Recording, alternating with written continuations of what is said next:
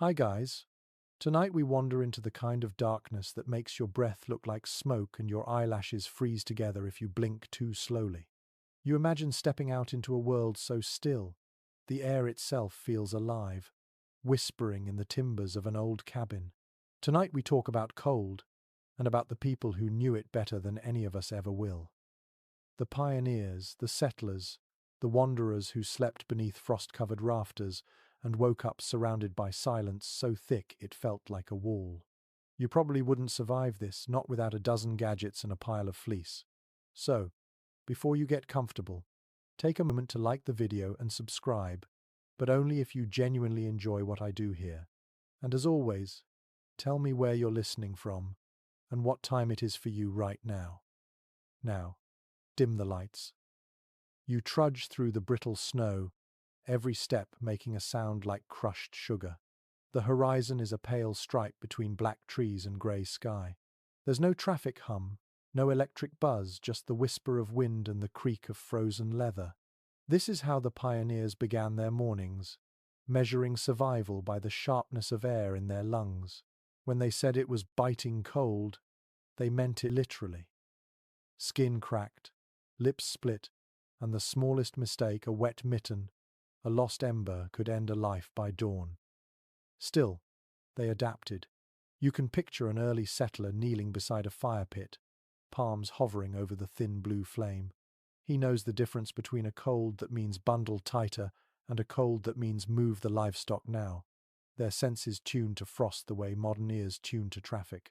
Historians still argue whether this sensitivity came from constant exposure or a cultural reverence for weather itself. Some call it instinct, born of necessity. Others say it was spiritual, a way of listening to the world.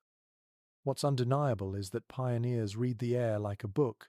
They watched the way smoke hung low or drifted high, the way breath lingered, or how snowflakes clung to wool. If the flakes were soft and dry, the day would stay bitter but still. If they were sticky and heavy, a storm was brewing. You might think of this as folk superstition, but modern meteorologists admit these observations were remarkably accurate. It wasn't science in the academic sense, it was survival science. The quirky part? Many pioneers carried tiny bits of metal, sometimes keys or spoons, in their pockets, not for luck, but as impromptu thermometers. A sudden sting of cold metal against the skin told them how low the temperature had dropped. They didn't need a mercury column to know when it was time to bank the fire higher. It's the kind of small, practical intelligence that rarely makes it into textbooks but built entire generations of resilience. As night fell, the world transformed. You imagine lying under layers of rough wool, your nose the only part of you brave enough to face the air. The cabin groans, boards tightening in the freeze. Outside, frost grows like lace across the window, its patterns beautiful and menacing. Inside, every sound becomes sharper. Even the silence has texture like a sheet being pulled tight over the earth. You start to realize the cold isn't just absence of warmth, it's a living presence. The pioneers knew that. They treated it with the respect due, a wild animal. They didn't try to conquer it so much as negotiate with it. Keep your fire small enough to conserve fuel, large enough to keep the wolves at bay. Keep your windows sealed but not too tight, or you'll suffocate by morning. Life balanced on inches of logic. One mainstream historical fact tells us that by the early 1800s, settlers in North America often began winter preparations as early as August. The cutting of firewood, curing of meats, and sealing of homes were community rituals, not chores. It was said that a man's worth could be measured by how neatly his woodpile was stacked before the first frost. Today, you might measure your readiness by how full your phone battery is, but to them, it was how many nights you could face the silence unafraid. And here's a quieter truth. Many of those nights were peaceful, with no engines, no distant rumble of civilization. Cold brought stillness that bordered on holiness. You'd sit by the dim fire and listen to the timber walls expand and contract. Some settlers described hearing stars crackle on the coldest nights, an illusion caused by frost-splitting bark and ice crystals catching sound in the still air. You lean closer to that thought. Imagine lying there, wrapped in rough blankets, staring at the flicker of flame reflected in a tin cup, the sound of your own heartbeat mixing with the hiss of embers. There's no rush to check the time, no urge to fill the quiet. The pioneers lived inside that rhythm, where every minute stretched into calm endurance. Historians still debate whether those early communities thrived because they were tougher or simply more attuned to discomfort. Maybe both. They accepted hardship as a language. Cold spoke, and they listened. We, on the other hand, insulate ourselves until silence becomes foreign. The idea of hearing snowfall feels almost mythical. But for them, it was just another night. A night where survival and serenity shared the same bed. The frost outside would draw filigree on the window, and by morning, the pioneers would read it like scripture, checking where the ice had thickened, where cracks had formed. To them, cold was not an enemy. It was a teacher, and its lessons began with stillness. You close your eyes and let that sink in. The breath you exhale fogs into the air, ghosting away like a memory. The first lesson of cold isn't about fire or fear, it's about listening. Listening so deeply that you can feel the air's edge against your skin and know exactly what it's telling you. The pioneers understood that better than we ever will, and tonight you begin to remember. You wake to the sound of something gentle and alive. Not the wind exactly, but the shifting breath of a fire that never truly sleeps. The pioneers called it their night companion. In the deep freeze of early winters, that small flame was the difference between comfort and calamity. You imagine crouching near a rough-hewn hearth, its stones blackened by years of smoke. The air tastes faintly of ash, dry wood, and a trace of iron from the kettle hung above the embers. In that world, a fire was not an object. It was a living creature, a friend with moods and needs. You had to tend it like a child or a stubborn animal. Let it starve, and you risked frost creeping in before dawn. Feed it too much, and you'd waste precious wood or risk setting your cabin alight. You can picture a woman in a heavy wool skirt, half asleep, stirring the coals with a poker carved from iron. Her hand moves without thinking, guided by the whispering logic of experience. Historians still argue whether this constant vigilance was a conscious tradition or a habit born from necessity. There are diaries from prairie wives and homesteaders that mention listening to the fire breathe a poetic description, but also literal. When the flame sighed unevenly, it meant the oxygen inside the cabin was low or the wood was too damp. Those subtle sounds could save a life. The mainstream historical fact is that settlers often kept fires burning for months without ever letting them die out completely.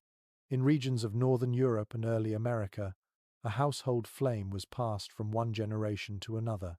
When families moved west, they sometimes carried a small ember wrapped in moss or a hollowed-out horn, preserving their home flame like a relic. To them, relighting a fire from scratch was a dangerous gamble in freezing wind. That ember represented continuity, warmth, even divine protection. You crouch closer to imagine it. The glow pulses in the dark, breathing softly against the cold air that sneaks through every crack. Sparks leap upward, orange and defiant, while shadows dance across log walls. Outside, the world is a mirror of ice and stars. Yet inside this small space there is movement, color, life. The quirky detail that still surprises people is how some settlers used potato slices or dough to seal gaps around the hearth. They would smear them into cracks where cold air seeped, letting the starch harden into makeshift insulation. Others burned dung, peat, or even dried seaweed when wood was scarce. The smell was terrible, but warmth was warmth. You might wrinkle your nose, but if you'd been out there long enough, it would smell like safety itself. To a pioneer, the fire's glow was also a clock. Before dawn, the last red heart of the flame told you how many hours of sleep you had left. Children learned early how to read that fading light. If the coals glowed dull orange, it was near morning. If they were grey and whispering, it was time to rise and rekindle before frost reached the bedding. Sometimes you wonder if they ever truly rested, The answer lies in how they designed their lives. Fire's heartbeat shaped their nights, and the rhythm of tending it became as natural as breathing. No one complained. They knew that losing vigilance meant inviting death. Yet even in that constant labor, there was peace. The work gave the darkness a pattern, a purpose. There's something oddly calming about that idea, waking every few hours to stir, to feed, to keep something alive. In modern life, you wake to alarms and notifications. Back then, it was the soft murmur of embers, reminding you that warmth was earned, not automatic. It makes you think about how convenience numbed our instincts. You flick a switch, and heat appears, but you no longer feel the pulse of it. One old settler journal describes a night when the fire died. The writer recalls waking to a silence so complete it hurt. He had to trudge through knee-deep snow to the neighbor's cabin, carrying a tin lantern. The neighbor shared a glowing coal from his hearth, carried back in a hollowed turnip. That's how communities bonded, through shared heat, not small talk. Fire connected people before electricity connected wires. Historians still debate whether these customs of shared flame came from pagan rituals or simple practicality. Either way, the symbolism lingered. To give someone fire was to give them life. To refuse it was an act of hostility. In many pioneer towns, the communal bonfire was a social glue, where gossip, prayer, and laughter mingled with the scent of sap and smoke. You picture the scene. The snow reflects the orange glow of the flames, and faces gather close, half hidden by wool scarves. The sound of cracking pine fills the still air. Someone hums a hymn.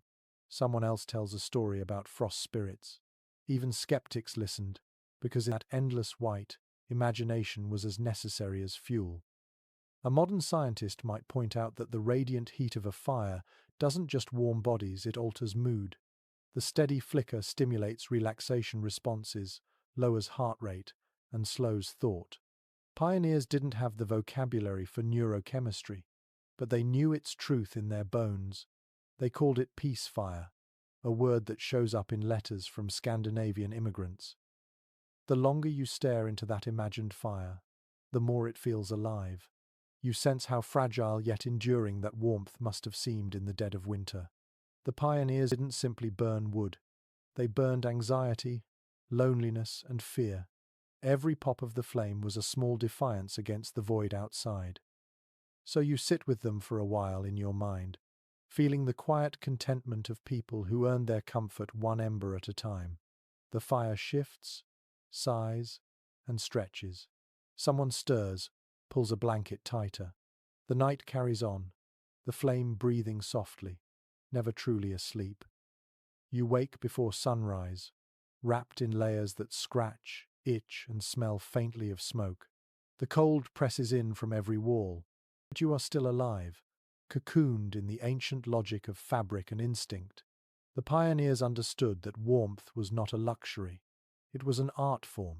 Every thread, every seam, every layer mattered. Wool, linen, hide, and fur. These were the original survival technologies long before synthetic fibers and heated jackets. A record from early frontier diaries notes that settlers often began dressing for winter in October, stacking garments like armor.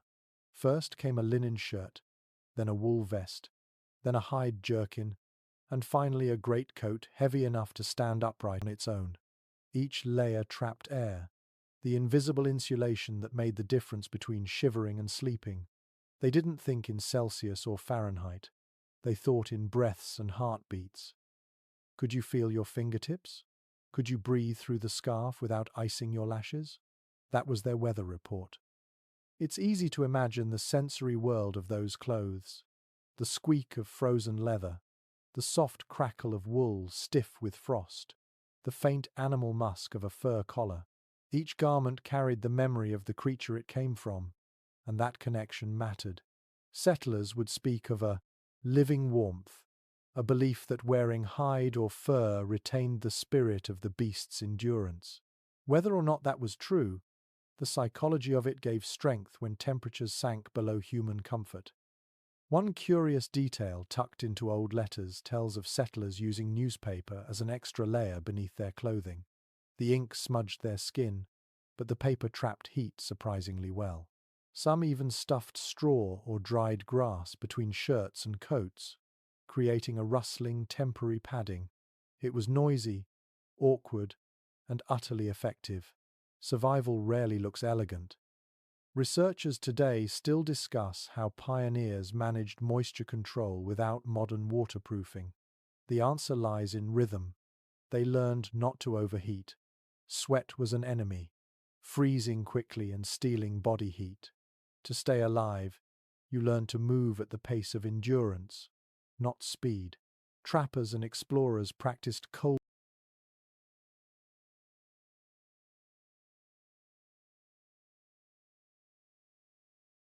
breathing, inhaling through scarves to warm air before it hit their lungs. Simple habits, born of necessity, now echo in survival training manuals. Clothing was also a form of communication. The patch on a sleeve, the way a hat brim curled, each told a story of region, skill, and status. A well-mended coat was a badge of respect. A woman's layered skirts revealed her resourcefulness more than her fashion. Buttons were rare and precious. Some were made from carved bone, others from coins or polished wood. If one fell off, it was retrieved, even from the snow. Nothing was wasted. Imagine the evening scene. A family by the firelight, the mother darning wool stockings, children rubbing tallow into boots to keep out moisture.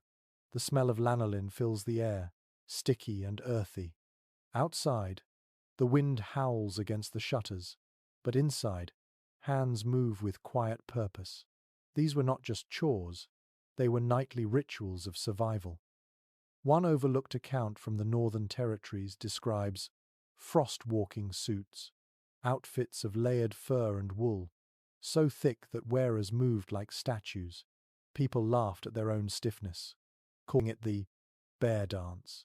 Yet those suits allowed them to endure temperatures that would paralyze most modern hikers in minutes. Humor, it seems, was another layer of insulation. Contemporary historians differ on whether early settlers truly understood the science behind insulation or simply learned through pain. Perhaps both are true. Their experiments were born from failure, the frostbitten fingers, the cracked lips, the numb limbs. Each mistake left a mark, a lesson recorded not in books but in scars. When a community lost someone to exposure, the story of that night became a local rule. Every tragedy taught warmth a little better. There was also pride in resilience. You can almost hear an old farmer saying, "Cold never hurt a working man, only a lazy one." It was both bravado and self-defense. Complaining about weather was a luxury they couldn't afford. To survive winter meant proving something, not just to nature but to oneself. One more unusual fact tucked into early European journals mentions travelers who warmed themselves by carrying heated stones in their pockets, wrapped in cloth. Others filled bottles with boiling water and tucked them into their bedding, an idea that quietly evolved into the modern hot water bottle. Even ingenuity, it seems, has ancient roots in cold nights. Imagine, for a moment, waking in that world. You stretch inside rough blankets, pull on frozen boots, and feel the sting as blood returns to your fingers. There is discomfort, yes, but also pride. The layers you wear are more than fabric, they are fragments of time, culture, and instinct sewn together. You understand the cold not as an enemy, but as a partner in conversation. If you listen carefully, the rustle of fabric becomes a kind of lullaby. Every sound has purpose. Every scratch and itch reminds you that life still hums beneath the frost. You can't rely on technology to keep you safe, so you rely on wisdom passed through hands, stitches, and memory. The pioneers didn't fight the cold so much as negotiate with it. They bartered sweat for survival, comfort for endurance. And in that trade, they built a knowledge we've nearly forgotten, that warmth begins not in the fire, but in the way you move, breathe, and wrap yourself against the night. You wake to a room painted in silver light. The window beside your bed has turned into a frozen mural. its surface traced with curling, feathery shapes that shimmer like the veins of leaves. You breathe out, and your breath clouds against the frost, blurring the patterns for an instant before they reappear, perfect again. The pioneers knew this sight well. Frost on the window was not just decoration, it was a message. A recorded observation from early homestead journals mentions that people could read those icy designs, like a map of their own homes. The thicker the frost near a seam, the worse the insulation. If the crystals were delicate and feathered, it meant slow, steady cold outside. If they formed hard spikes or sheets, a deep freeze was coming. Even children learned to watch the glass before breakfast, to know whether to fetch more firewood or thaw the pump handle before it locked solid. To you, it might look poetic, almost magical, but to a settler, it was practical art.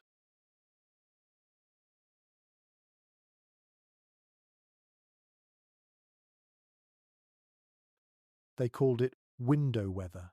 Frost windows were their barometers, their morning newspapers, and sometimes their quiet entertainment. In a world without screens or thermometers, the frozen glass was alive with meaning. One odd yet clever trick, often found in letters from the 19th century, describes pioneers rubbing raw onions or potatoes on the inside of the glass before nightfall. The faint film of starch helped reduce condensation, keeping the frost patterns thinner so light could enter. It was an early version of window insulation, born of kitchen wisdom rather than chemistry. Researchers still discuss how these early homes managed to balance air circulation and heat. Many cabins had no chimneys at first, only smoke holes. Too tight a seal, and smoke suffocated the family. Too loose, and the wind stole every ember of warmth. The frost on the windows told them which way the balance was tipping. Where ice was thickest, drafts were cruelest. Some pioneers pressed rags or paper into those gaps, sealing them with tallow or beeswax. The cold shaped more than their architecture. It shaped their imagination. You can almost see a small child tracing the frost patterns with a fingertip, inventing stories from the shapes. Some families believed that the patterns were written by Jack Frost, a mischievous winter spirit. Others thought angels had touched the glass during the night. These myths softened the hardship, turning discomfort into wonder. A curious note from a New England diary describes how a family began each morning by naming the shapes on their frozen window: the fern, the bird's wing, the waterfall, before scraping away a patch to see the world outside. That daily ritual was both necessity and poetry, a small moment of beauty carved from survival. Chroniclers of the period often mention how frost affected domestic life in subtler ways. Plates cracked if placed too close to the window. Ink froze in inkwells, thickening into sluggish black syrup. Bread dough refused to rise. Every task became a negotiation with the cold, and every breath was visible proof of persistence. Imagine sitting by that window with a candle burning low. The flame flickers against the icy surface, reflecting in hundreds of tiny fractures. The sound of the wind outside is steady but distant, like ocean waves under snow. Inside, you feel both fragile and strong at once. The frost isolates you from the world, yet connects you to it through beauty. One overlooked detail in architectural records suggests that people used frost to judge when to mend their walls. They called it reading the house. When frost crept lower down the windows each winter, it meant the building was settling, losing its seal. It was a slow, visual language of maintenance, a dialogue between human craft and nature's cold artistry. Modern scientists would describe frost as the crystallization of water vapor on glass colder than the surrounding air. But to the pioneers, it was something closer to handwriting. They said frost told on them, revealing where they had built poorly, where they had been careless with the fire, where they had slept too soundly while the cold crept in. You picture a woman in a wool shawl, breathing on her window to melt a small circle, peering out at a world blindingly white. Somewhere beyond the barn, the sun rises over frozen fields. The frost sparkles like crushed glass, and for a moment you understand why she pauses to watch it. Even hardship can glitter if you learn how to see. A less discussed belief from that time claims that frost patterns could predict the future. Some settlers thought certain shapes meant a good harvest ahead or the safe return of loved ones. It was a form of quiet superstition, a way of finding meaning when so much was uncertain. Scholars today still debate whether these interpretations were serious omens or simple diversions to pass the long, silent nights. Regardless of belief, the frost windows became the house's diary. Each night, new entries appeared, written in ice, erased by daylight. And every morning, another family would wake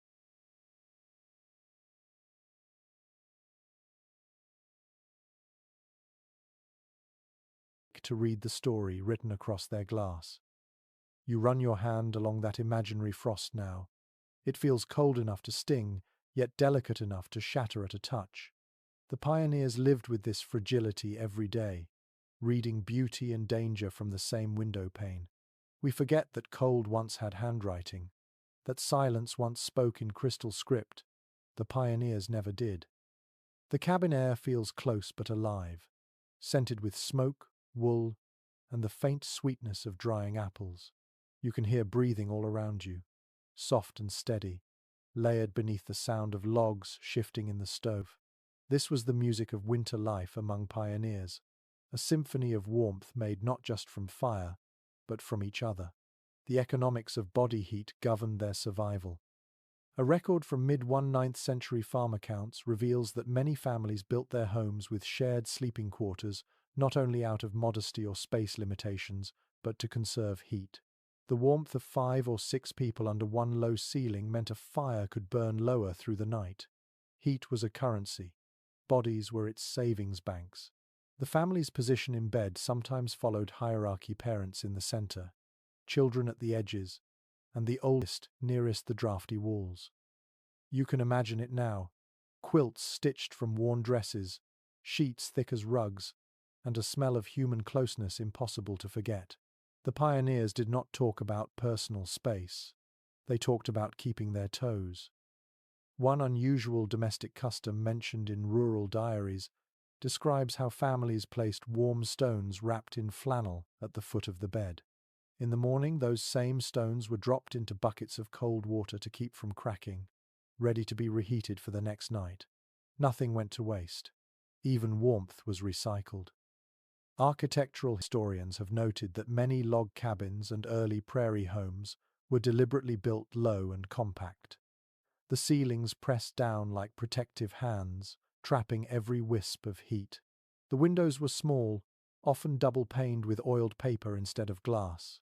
The air inside stayed smoky, dense, and heavy, but it meant survival. A house too big was not impressive, it was foolish. A curious observation preserved in a letter from a traveling preacher tells of visiting settlers who gathered to sleep in barns when storms hit. He wrote that the beasts lend their heat to the humble, and humble give back their prayers. Sleeping near livestock was not disgraceful, it was common sense. Horses and cows radiated enough warmth to lift a room's temperature by several degrees. Modern researchers later confirmed it. The pioneers had stumbled on a living form of insulation. You notice the rhythm of breathing again. In that small space, it was the heartbeat of community. Privacy was traded for survival, modesty for comfort. The crackle of fire, the sigh of the wind through chinks in the wall, and the sound of someone turning in their sleep, these were lullabies. The intimacy was not romantic, it was necessary. Contemporary scholars remain divided on whether such closeness strengthened bonds or bred tension. Some journals describe harmony and laughter, the warmth of companionship easing fear. Others record quarrels, sleepless nights, and the suffocating sense of never being alone. Yet both truths can coexist. Cold makes people honest. Another forgotten practice involved sleeping garments. Men wore long flannel shirts, often unwashed for weeks, and women slept in multiple skirts or shawls. The smell might have been thick, but clean clothes were reserved for daylight hours when they could be aired by the fire. Children were sometimes wrapped in burlap sacks filled with straw, a rough but efficient sleeping bag. It was not comfort in the modern sense, but a quiet defiance of death. You imagine morning breaking after such a night. The window glows with frost again, but the air inside has softened. The fire whispers back to life as someone blows on the coals. Blankets rustle. A baby whimpers. Someone laughs at the steam rising from a cup of weak coffee. The family begins another day bound together by warmth that was never only physical. One lesser-known fact from Scandinavian settlers tells of heat pooling, a strategy of arranging furniture so that sleeping areas were above or near the kitchen stove. They called it the warm corner, and it became both a practical and emotional center of the home. Some families decorated that area with family Bibles, heirlooms, or the few photographs they owned, as if warmth and memory shared the same space. Modern life has erased that choreography. Central heating isolates us in our own rooms, each sealed behind doors, each wrapped in individualized comfort. The pioneers would have found that strange, even sad. To them, warmth was communal. A fire that burned for one was wasted. You shift in your imagined bed and feel the presence of others nearby, the gentle movements, the shared breath. It is not claustrophobia, it is reassurance. The pioneers did not invent technology to fight the cold, they built their families to outlast it. Some anthropologists suggest that the constant nearness of others shaped how frontier societies understood kindness. When you sleep close enough to hear another person's heartbeat, cruelty has no space to grow. Maybe that is what the cold taught best, empathy forged by necessity. As you drift in that thought, the cabin fades again into quiet. The fire hums low, the snow outside falls without sound, and all that remains is the gentle proof of life, one breath at a time, shared warmth, and a fragile peace carved from the winter. The world outside has gone perfectly white. The trees look heavy with silence, and even the sound of your boots disappears into the powder. You take a breath, and it feels sharp and almost sweet, as if the air itself were alive. The pioneers knew that snow was not just a danger to endure, but a tool to use. They discovered what nature already understood. Sometimes, the coldest material is also the warmest shelter. Accounts from Arctic explorers and prairie settlers describe how snow could be shaped into protection. A drift piled against a cabin wall acted as natural insulation, blocking the wind better than boards ever could. By winter's peak, homes were half buried, and the settlers preferred it that way. The temperature inside rose several degrees, and the howling outside turned into a muffled hum. A curious note from a Canadian homesteader's diary tells of families who deliberately packed snow around their roofs, calling it the white blanket. The snow froze solid overnight, sealing the rafters and keeping heat from escaping. It was counterintuitive but effective. They learned to let the cold defend them from itself.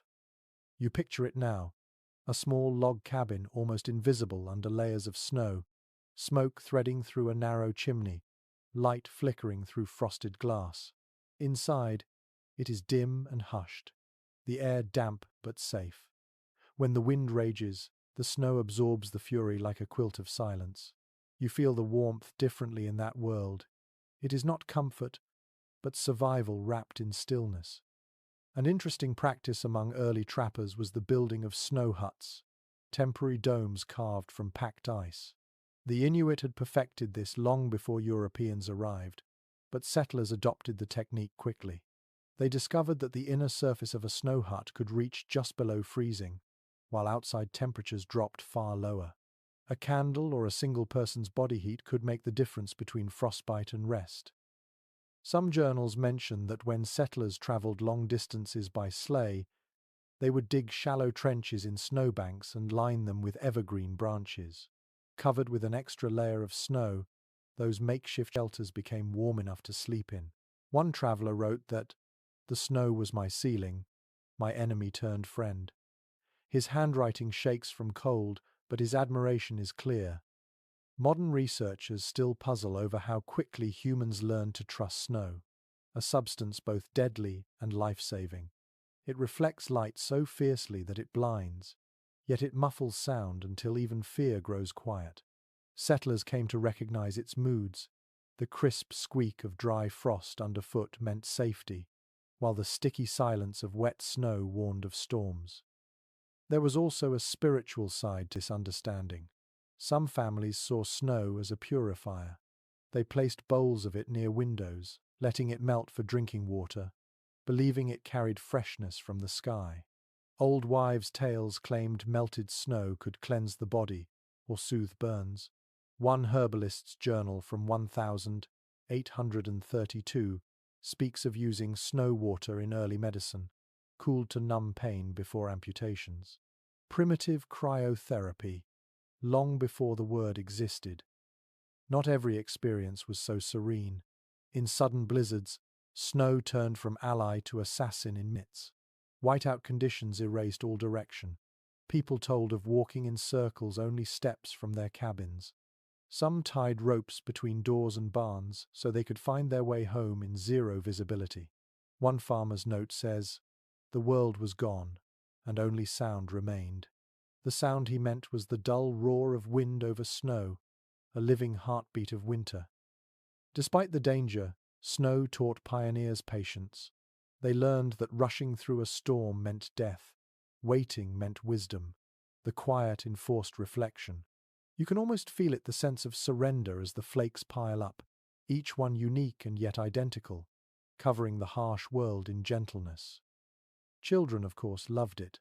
They carved tunnels and forts, shaping beauty from adversity. Some adults joined them, pretending to test the snow's strength while stealing a moment of play.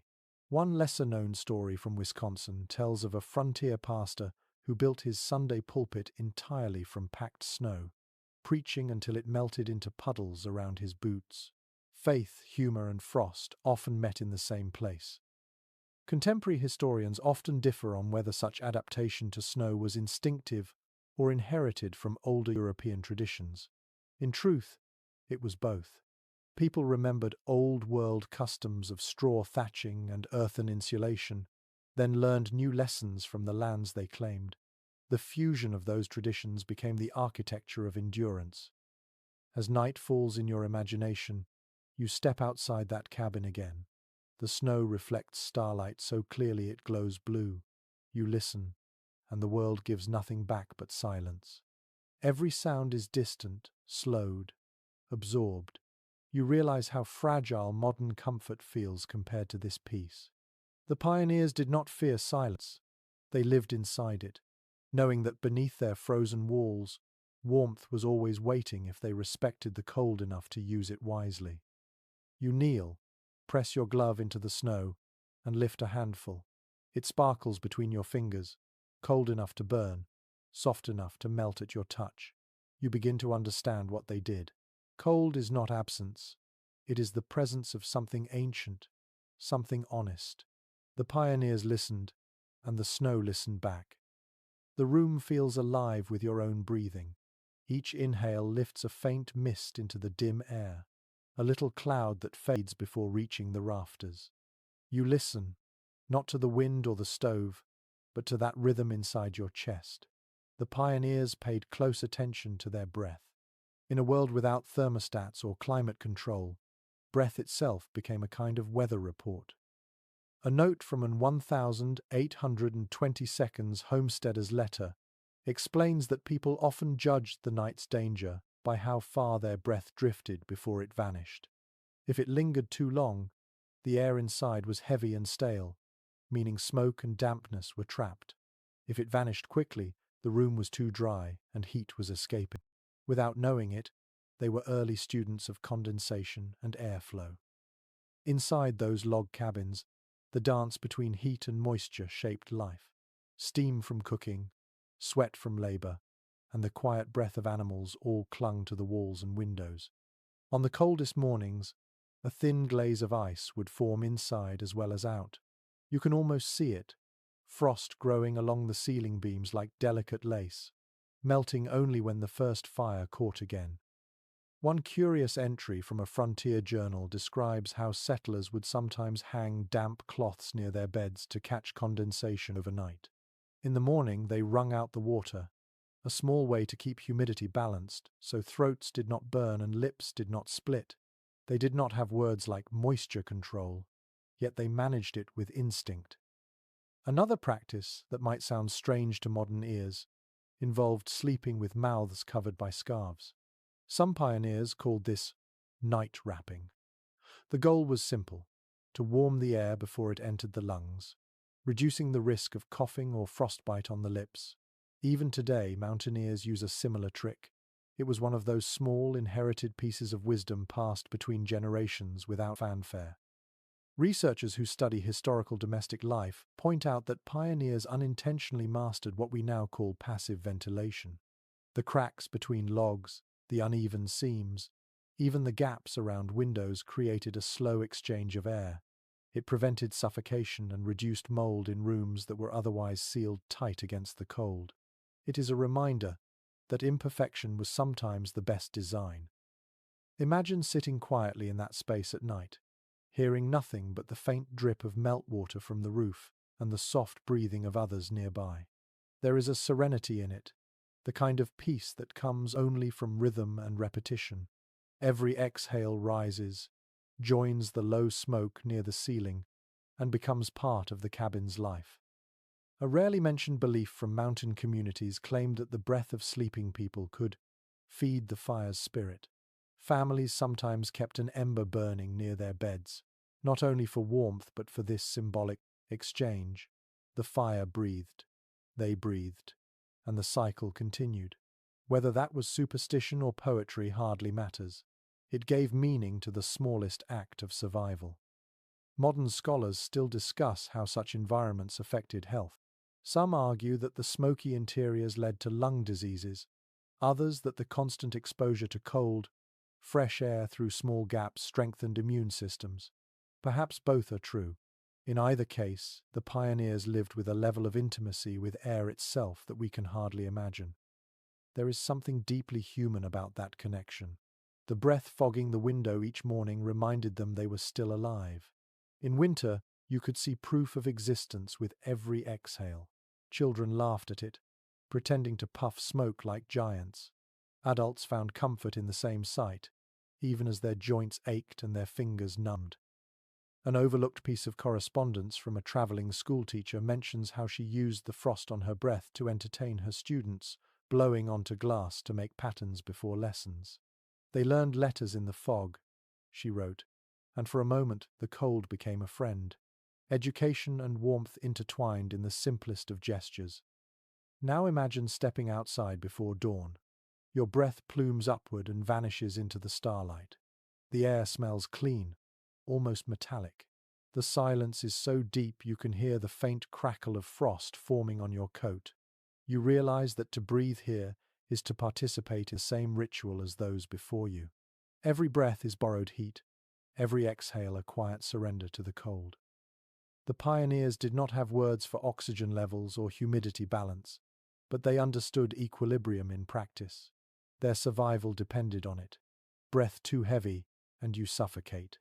Breath too light, and the fire dies. Life existed in that narrow space between. You settle into that thought, imagining the condensation collecting on beams above you, glittering faintly in the candlelight. The air inside the cabin moves just enough to stay alive.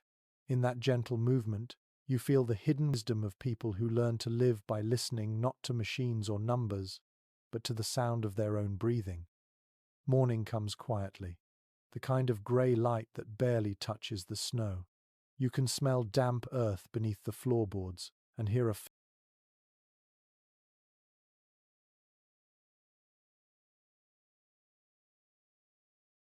faint dripping somewhere outside. In the world of the pioneers, cold did not only freeze, it preserved. Long before the hum of refrigerators, people learned that winter itself was the best guardian of food. They built small empires out of ice and patience. One detailed entry from an 1850 seconds farmer's ledger tells of cool houses, dug into the ground, lined with stone, and packed with straw. These root cellars kept vegetables edible for months. The earth held a steady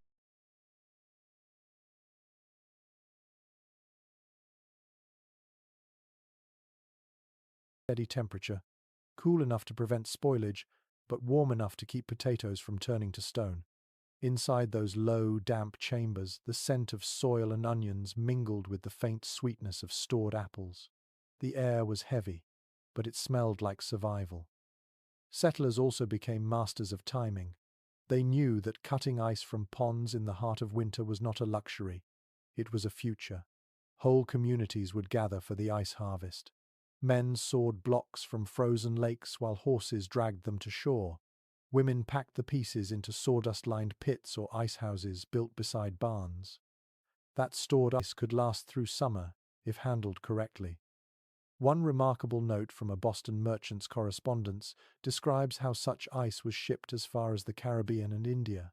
Wrapped in sawdust, it traveled in the hold of ships, shrinking but not vanishing. The 19th century had its own version of global refrigeration, powered entirely by winter's generosity. The irony was perfect. Tropical elites cooled their drinks with northern frost. A lesser-known frontier custom involved using snow itself as storage. Families buried meat or butter in packed drifts, marking the spot with sticks. They trusted the cold to guard it from decay and predators alike. Some even used snow to store milk overnight, creating an early version of cold pasteurization. The taste was earthy and faintly metallic, but it was safe. Modern historians still discuss whether these practices were born of science or pure intuition. The evidence suggests both. The pioneers learned through repetition, memorizing how fast food spoiled in different weather, how tightly to pack straw around barrels, how to layer moss for insulation. Trial and error became tradition. There is something comforting in picturing it. Imagine stepping into a root cellar lit by a single candle. The walls sweat with cold, and your breath curls upward into the stillness. Rows of jars gleam in the dim light, their contents suspended in liquid amber.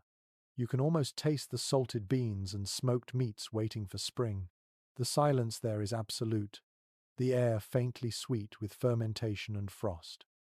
One curious account from Norway's settlers mentions an ice room, a pit lined with moss and peat where milk was set to thicken overnight. In the morning they found it creamy and cold, the chill lending it a flavor impossible to recreate today. They called it sleeping milk, a phrase that sounds like poetry but came from observation. Cold made things rest instead of rot. The cold also shaped their trade networks. A farmer who mastered ice storage could barter with neighbors during summer. Butter, meat, and berries became currency. One farm's pond might feed an entire town's supply of cool air months later. It turned winter labor into summer wealth. There was a danger to this knowledge, too. Improperly stored food carried disease. Some letters warn of tainted milk from cellars that grew mold or meat that turned black at the edges. Those experiences became hard lessons carved into memory. It was not enough to keep food cold. It had to breathe, even underground. The pioneers learned to leave small vents, letting air exchange slowly between earth and sky. An overlooked innovation from the 1822 was the use of clay jars buried in snowbanks for butter storage. The method created natural refrigeration that kept fat solid without freezing. In spring, the jars were dug up, often still cool inside. Archaeologists have found remnants of those makeshift fridges, their layers of straw still faintly intact. Modern people rely on the click of a thermostat or the quiet hum of a freezer. The pioneers relied on instinct and patience. They trusted the way cold slowed time, how it suspended decay like a long breath held between seasons. There was reverence in that trust. They understood that nature could be an ally when respected. As you imagine standing in that cellar, the candle flickers. You hear water dripping slowly from the ceiling.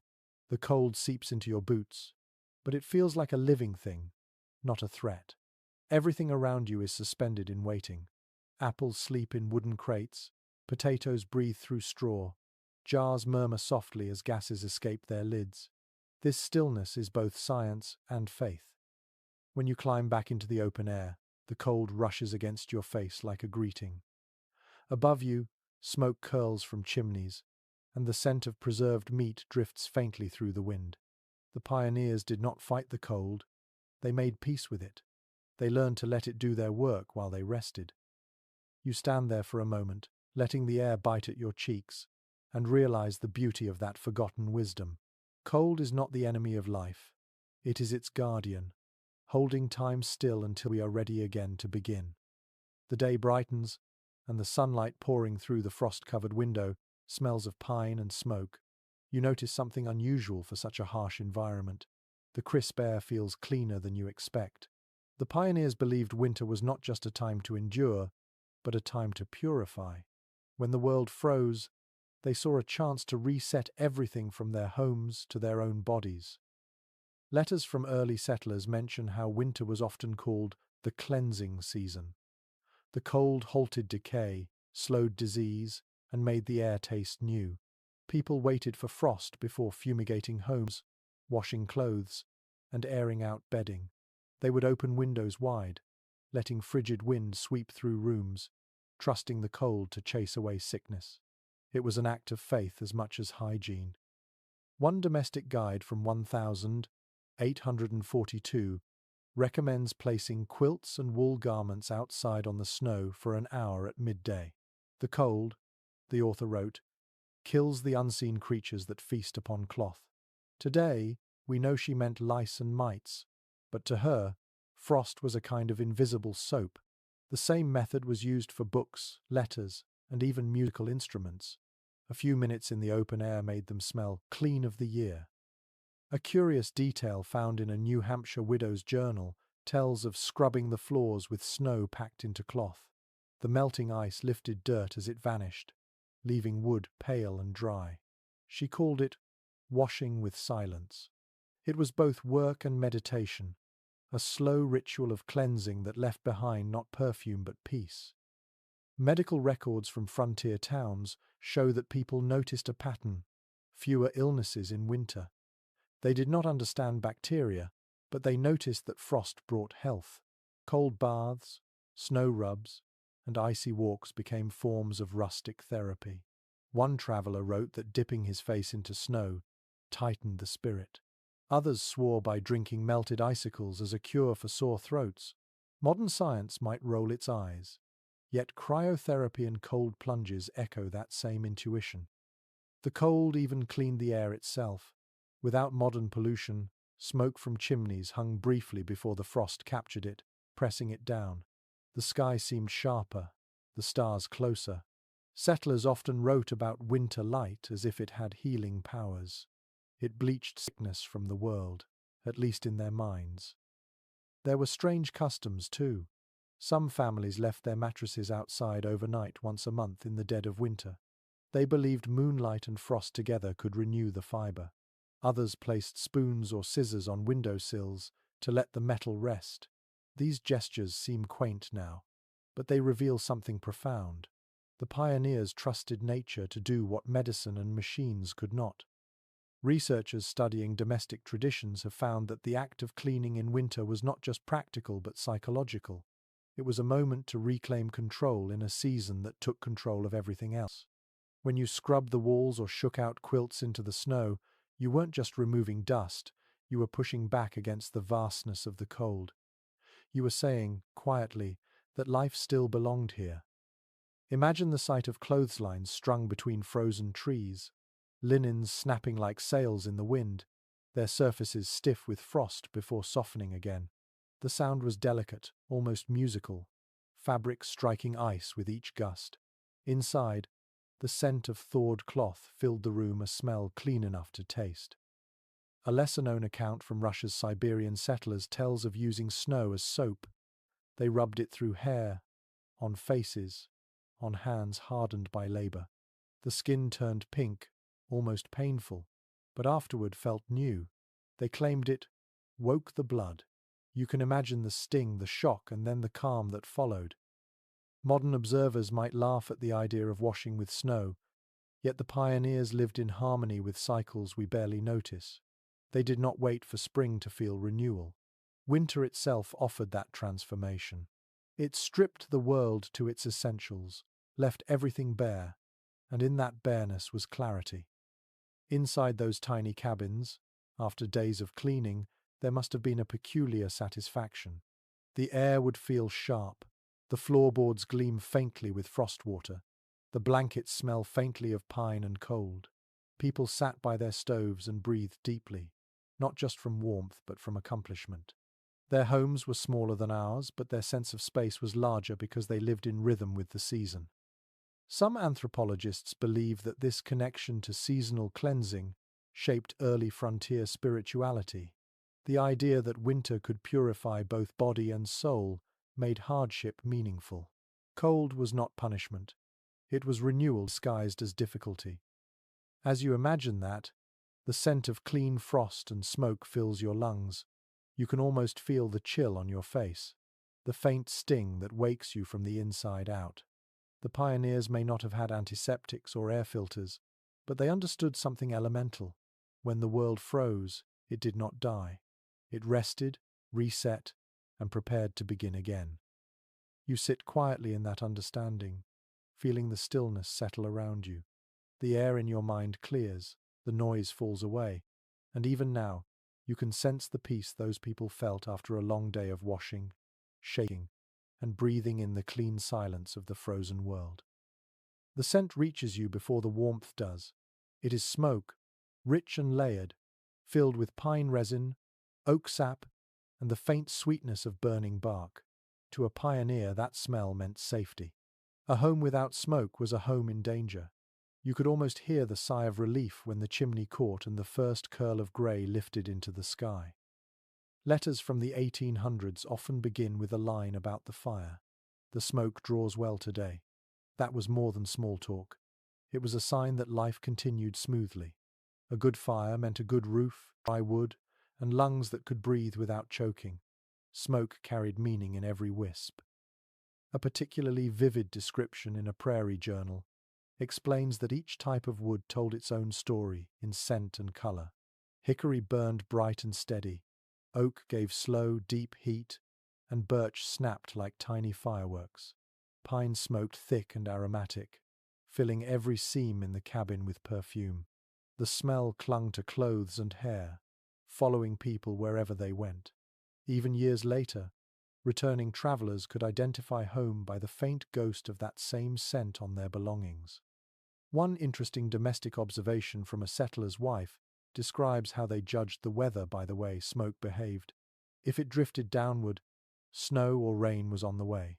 If it rose straight and clear, the air would stay dry and cold.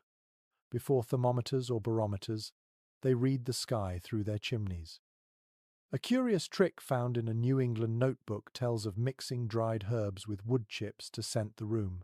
Sage, thyme, or even apple peel added to the fire made the cabin smell both cleaner and safer. Some believed certain herbs could keep away illness. Others simply liked the feeling of summer hidden in the embers. But smoke had its dangers too. In poorly ventilated huts, the air thickened until eyes burned and throats scraped raw.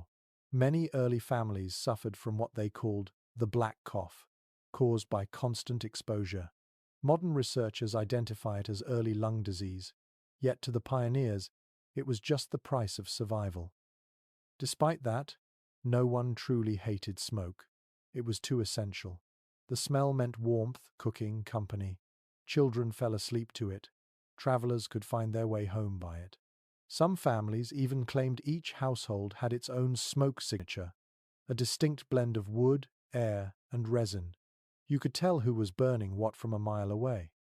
An overlooked account from an 1872 fire warden mentions how smoke also served as protection. In forested regions, settlers deliberately filled the air with controlled fires to keep predators at bay. Wolves and bears avoided the scent of burning wood, and even mosquitoes vanished when the smoke thickened. The column of haze above a homestead was not a blemish on the landscape. It was a flag of endurance. Historians have noted that pioneers treated their chimneys almost like sacred spaces. A blocked flue was a crisis. Cleaning it was a ritual. Some used bundles of thorny brush. Others lowered chains through to knock away soot. Children were told never to whistle near the chimney, for fear of calling the wind. Whether that was superstition or simply habit, It gave the fireplace a personality, something between a guardian and a temperamental friend. There was poetry in the way they spoke about it. One old miner in the Yukon wrote that his chimney breathed like an old man's chest. You can picture him there, sitting near the hearth, listening to that breathing, half comforted, half haunted by its rhythm. The sound of crackling logs and the low sigh of escaping smoke made the nights feel alive. Modern life has reduced fire to a convenience, sealed behind glass and ignited by switches. The pioneers knew fire as intimacy. It required feeding, watching, and listening. The smell of smoke was their reminder that something powerful and unpredictable shared their home. In the deepest winters, when the wind screamed outside and frost crawled down the windows, smoke became the only movement that connected indoors and out. It rose through the roof, carrying whispers of human life into the cold heavens. If you stood outside at dusk and saw a column of smoke drifting from another cabin, it felt like companionship, even across miles of frozen wilderness. There were stories, too, about what happened when the smoke stopped. A silent chimney was a terrible sign. Neighbors would walk through drifts to check, knowing what they might find. The absence of smoke was as meaningful as its presence. Life and death both smelled of wood and ash. Now you imagine sitting by that fire, eyes half closed, watching the smoke curl upward in ribbons of grey and gold. The logs hiss softly, releasing trapped sap like tiny sighs. Your clothes absorb the scent, and you know it will cling to you for days, maybe weeks. It feels grounding, ancient, honest. The pioneers understood what that smell meant. It was memory in motion, the soul of their homes made visible. The smoke that escaped their roofs told the world they were still there, holding the line between survival and surrender. And even as it stung their eyes and blackened their ceilings, it also whispered something eternal. You are alive, and the fire still answers you. Night stretches long across the frontier, and the stars shine with a kind of hard, patient light. You sit beside the quiet fire, feeling the room pulse with its steady warmth, and begin to understand that cold was not only a force of nature to the pioneers, it was a moral teacher. The chill of winter tested not just the body but the heart, shaping values in ways that temperate comfort never could. An entry in a farmer's diary from 1863 reflects that sentiment perfectly. The cold makes honest men. It will not let you lie about your strength. Those words ring with pride, but they also carry humility. Every breath of winter reminded people of their place in the world. They could not bluff against a blizzard or charm the frost from their fingers. Nature set the rules, and survival depended on listening. Religious communities in frontier settlements often preached that winter was divine correction. Ministers compared snow to purity, frost to divine discipline. Congregations gathered in unheated chapels wrapped in blankets, breath rising like incense in the air. Faith was a bodily experience, and endurance became proof of devotion. One sermon written in Pennsylvania described the cold as God's pause when the world must bow and be still. Not everyone agreed, of course. Letters from skeptical homesteaders show a more pragmatic view. They treated the cold as a teacher, yes, but one whose lessons came through hardship rather than grace. The frost reminds me that I am small, but also that I am clever, one woman wrote. She learned to take pride in adaptation, not submission. There was a shared belief that the cold revealed character. A person who helped neighbors chop wood or shared coals for a dying hearth earned deep respect. Someone who hoarded warmth or complained too loudly lost it. The season turned morality into survival strategy. Compassion was not sentiment, it was insulation. A curious bit of folklore from Scandinavian settlers tells of winter honesty. It was said that you could tell a person's true nature by how they behaved in a storm. The helpful stayed kind. The selfish hid behind doors. This belief shaped community trust in ways that laws never could. Modern historians suggest that this moral view of weather grew from necessity. In an environment where one mistake could kill, virtues like humility and cooperation were practical tools. Yet over time, these habits became part of the cultural fabric. People started to describe good neighbors as steady as frost, meaning dependable, uncomplaining, and quietly strong. There were also spiritual disciplines connected to cold. Some families practiced what they called the fast of frost, deliberately going without extra firewood for a night as an act of gratitude for what they had. They claimed it sharpened the senses and softened the ego. You can almost imagine them, huddled together, whispering prayers between chattering teeth, laughing through the discomfort. One lesser-known account from a missionary journal tells of settlers who found peace in the rhythmic sound of snow falling on roofs. They said it reminded them to stay still, to breathe slowly, to wait. Patience was the only prayer winter ever demanded. The cold also humbled the proud. Wealth offered little protection once the wind began to howl. A fine coat might delay frostbite, but not prevent it. Those who had once measured success by land or coin found themselves equalized by temperature. In that way, the cold leveled society more effectively than law or politics. There was a quiet dignity in their endurance. Surviving a harsh winter became a form of testimony. People did not boast about riches, they boasted about winters endured. Children heard bedtime tales not of heroes slaying monsters, but of grandparents who survived the great freeze of such and such year. It gave their lineage weight, like family myth forged in ice. An intriguing psychological note from modern researchers suggests that long exposure to cold can alter mood and perception. The brain slows, conserving energy. Thoughts become deliberate.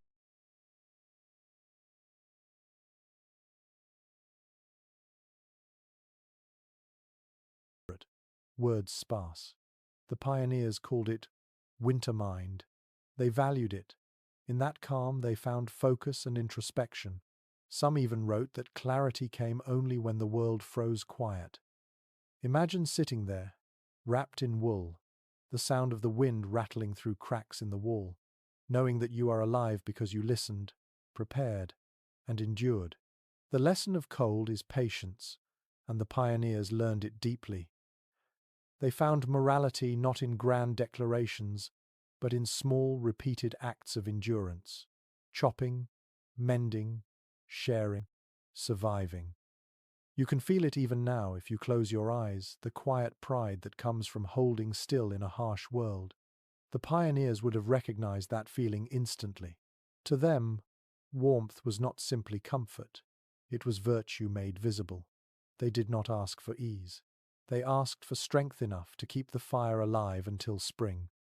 And when spring finally came, they did not forget who they had been in the cold. The frost left the fields, but it stayed inside their hearts as discipline, a reminder that struggle could be sacred if faced with courage and care. The air feels sharper today, the kind that pinches your skin before your mind fully wakes. You step outside and see the world glazed in white, sparkling with the sort of quiet only deep cold can bring. The pioneers knew that winter was not merely an obstacle, it was a medicine chest. They found healing in the ice, remedies in the snow, and renewal in the very element that threatened to destroy them. A record from an 1837 Frontier Medical Manual describes the snow cure, a treatment that involved rubbing frost across swollen joints or aching limbs.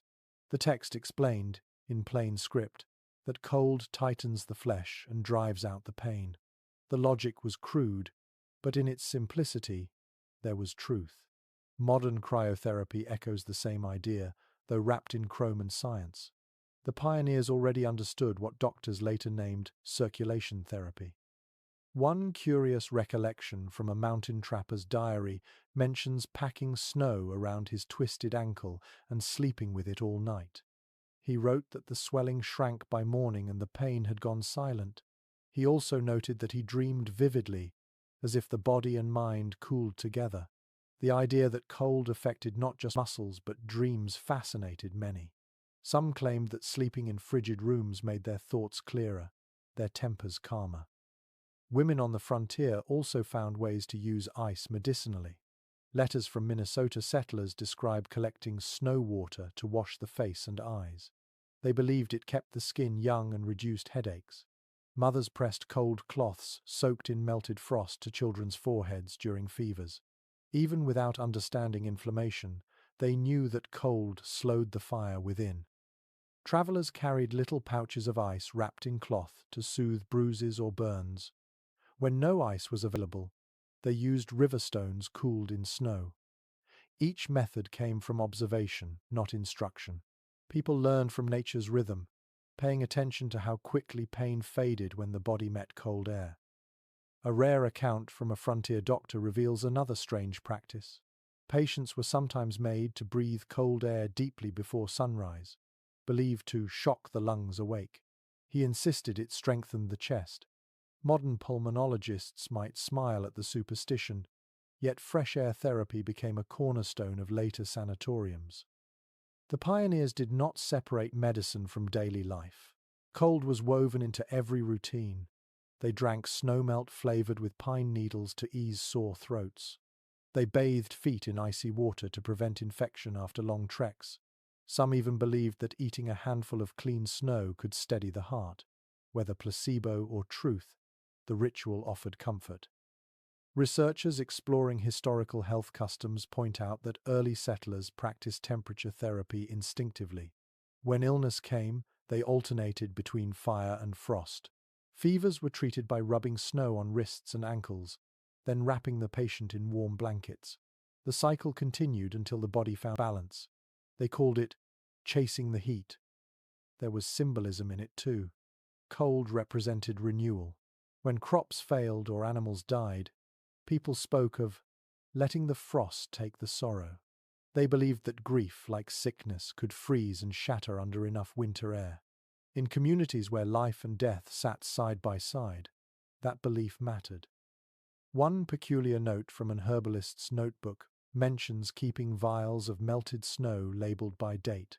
She claimed that each snowfall had a different quality depending on the moon. Some melted fast, some slow. She prescribed the slower melting ones for fatigue, the quick ones for anxiety.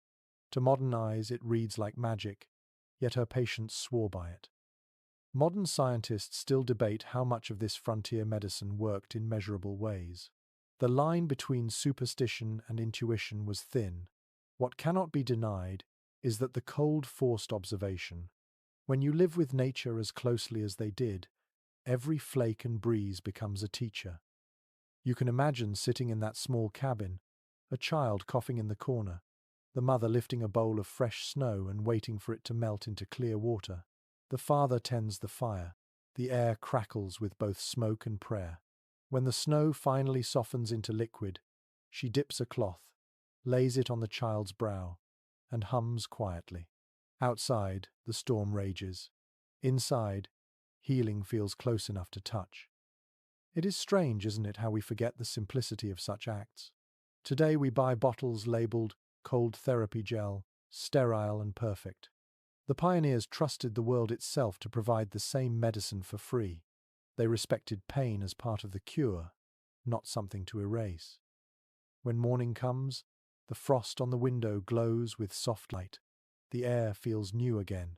Somewhere, in that imagined silence, you sense gratitude, a family alive, a child resting easier, a home that still holds warmth.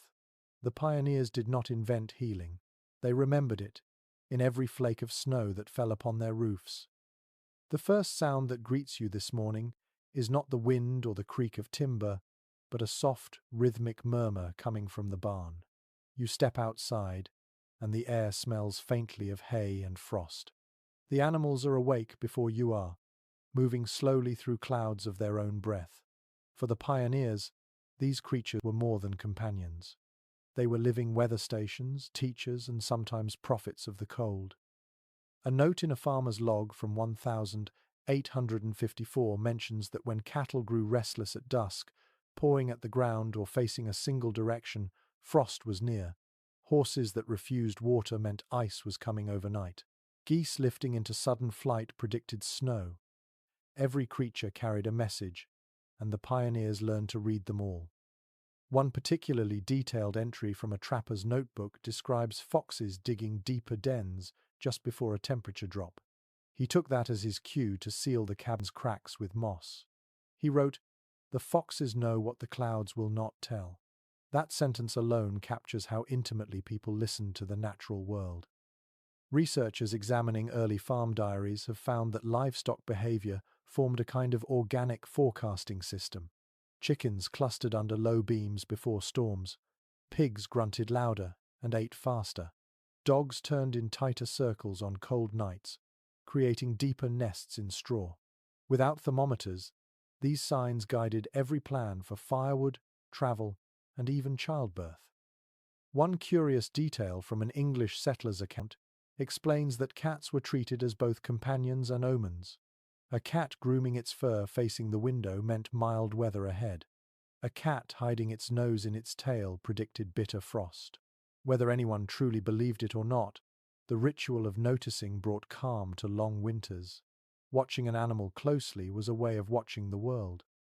A little-known observation from Arctic traders tells of using reindeer breath as a guide for travel. When the vapor from their nostrils fell quickly, it meant air pressure was dropping. That was the signal to turn back before a whiteout. The pioneers had no barometers, yet they carried living ones at their side. Even farm dogs played their part. When a dog's fur stood out stiff from its body, farmers said the frost had teeth. One mother in Vermont wrote that she always sent her son to bed early when their hound began to curl up by the hearth instead of the doorway. "The dog knows the night," she wrote simply. Modern scholars studying animal science have confirmed that many of these observations held truth. Changes in barometric pressure, humidity, and static electricity influence animal behavior long before humans can sense a shift. The pioneers might not have known the terms, but their trust in instinct was accurate. Beyond prediction, animals gave warmth in a more literal sense. Cowshed walls radiated heat. Chickens clustered like living blankets, raising barn temperatures by several degrees. Some settlers built sleeping lofts directly above stalls so body heat from livestock would rise through the floorboards. It was practical and strangely comforting. An overlooked letter from an Irish immigrant woman recalls nights when the family gathered in the stable during storms. She wrote that the rhythmic sound of cows chewing hay was the kindest sound in the world. It lulled children to sleep when the wind outside howled like a living thing. The pioneers believed animals possessed a wisdom that humans had lost. One preacher even delivered a sermon titled "Lessons from the Ox," comparing patience in hardship to the steady, uncomplaining gaze of working beasts. To him, survival was not about domination but imitation. "Watch the animals," he said, "and you will learn how to endure." There were also legends. Some told of birds vanishing before deep freezes, taking warmth with them. Others said owls carried messages from the coming frost. Children grew up half fearing, half admiring these signs. Every sound outside after dark felt like a whisper of what tomorrow might bring. Modern biologists might call this an early form of ethology, but for the pioneers, it was simply common sense. They could not afford to ignore what the animals said. Every misplaced hoofprint or restless night in the barn was data. Each cry in the wind, each paw on the snow, was a piece of the grand conversation between life and weather. Imagine standing there now, lantern in hand, listening to the quiet chorus of breathing in the barn. The warm musk of straw fills your nose, and the cold presses against your back. You can feel the peace in it, the understanding that these creatures are part of your own survival. Their steadiness is your reassurance. When dawn spreads, the animals move in slow, deliberate rhythm. Steam rises from their backs, mingling with the pale sunlight. You watch them and realize how much of life the pioneers learned not from books or sermons, but from hooves, feathers, and breath. The animals taught them the language of weather, and they listened as if their lives depended on it because they did. The cold has settled deep now, the kind that makes the wood of the cabin crack like gunfire in the night. You run your hand along the wall and feel the rough grain of logs, each one fitted with a craftsman's patience. The pioneers built homes that didn't fight the cold directly but bent around it, trapping heat like secret treasure. Their architecture was a conversation between endurance and imagination. Old surveyor maps from the 1800s show how settlements in harsh climates favored the smallest possible footprint. Low ceilings, narrow rooms, and thick walls helped preserve warmth. Builders knew that air, not fire, was the real insulator. The less space to heat, the longer the fire lasted. Each corner of a cabin had purpose. Kitchens shared walls with sleeping areas, so that cooking heat doubled as nighttime warmth. One letter from a Norwegian settler describes her husband's miracle chimney. He designed it to pull air in from a trench beneath the house, warming it before it reached the hearth. It was primitive engineering, yet remarkably effective. He called it the Earth's breath. The structure funneled cold air through soil, where it softened before touching flame. In that simple invention lies the ancestor of modern heat exchangers. A particularly inventive frontier family used sod bricks to build their home.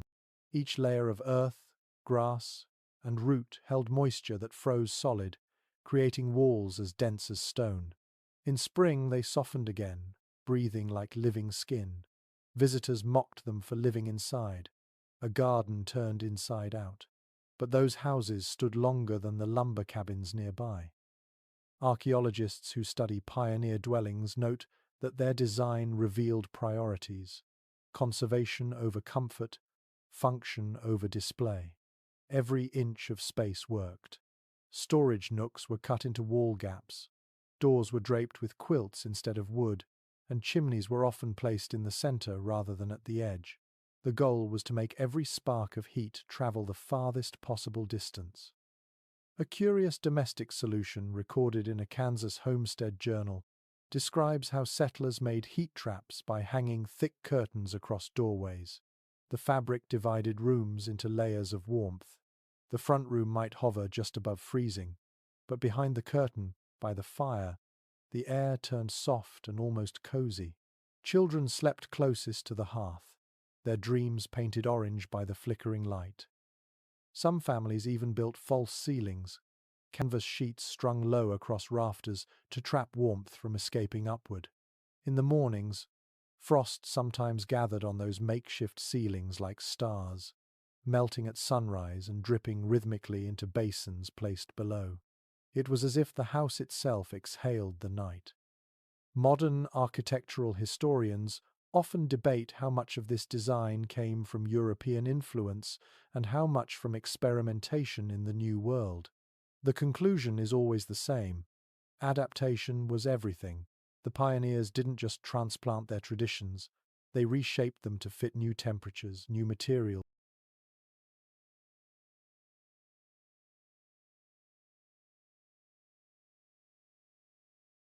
new threats.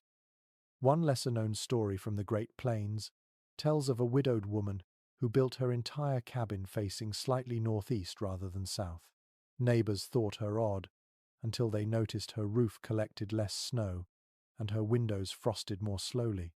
She had learned from the slope of hills and the angle of sunrise. Her home was tuned to the land itself. You can picture one of these homes at dusk, walls glistening faintly with resin, smoke rising in a thin line through the roof, the inside glowing dim gold. The air hums with a steady heat that feels almost sacred. The fire whispers low, and the walls hold its memory. The scent of baked bread mixes with smoke and damp pine. Everything seems still, yet alive. A rarely discussed detail in carpentry notes shows that some pioneers embedded stones around fireplaces not only for stability, but to hold and release heat slowly overnight. Those stones became silent companions, still warm by morning. A child might press a hand to one and feel comfort even before the day began. As you imagine the quiet of that house, you realize how much intelligence went into every nail, every board, every choice of direction. Nothing was built for vanity. Even beauty was born from necessity. The lines of the roof followed the wind's logic. The placement of a window depended on how the light hit frost at noon. The result was architecture that breathed, listened, and adapted.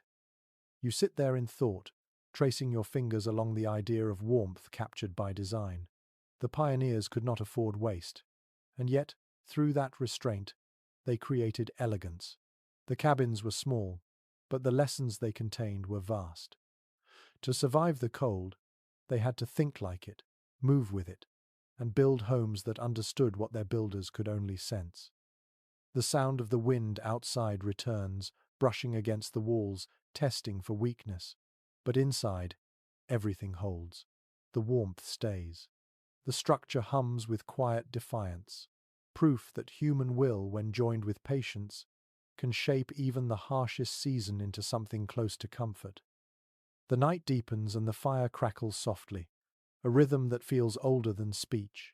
You sit close enough to feel the heat kiss your face, but not so close that the sparks sting. Outside, snow whispers against the door, and inside, a circle of light holds the darkness at bay. In that small world, warmth was not just a private comfort, it was a social event. The pioneers knew that sharing heat meant sharing life itself.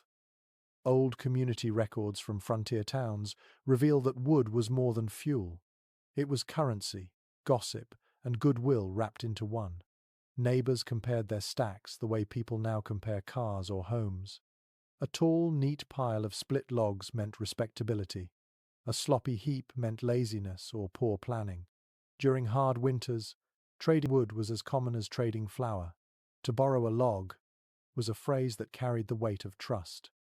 One recollection from an Illinois farmer's daughter tells of winter evenings when families gathered in one another's cabins, bringing small bundles of firewood as a gesture of thanks.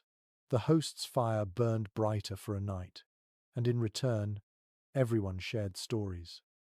The air smelled of sap and smoke, but beneath it ran another fragrance, the warmth of company. A curious domestic habit from diaries of the time was called fire gossip. People would sit near the hearth and talk only while watching the flames. It was said that whatever was spoken in that glow stayed there. The fire heard confessions, jokes, and plans. No one interrupted another while the logs burned down. When the last ember dimmed, the conversation ended too. It was unspoken ritual, half spiritual, half practical. Researchers studying social history have pointed out that such gatherings shaped entire frontier communities. The fire circle was a parliament, a classroom, and a therapist's chair all at once.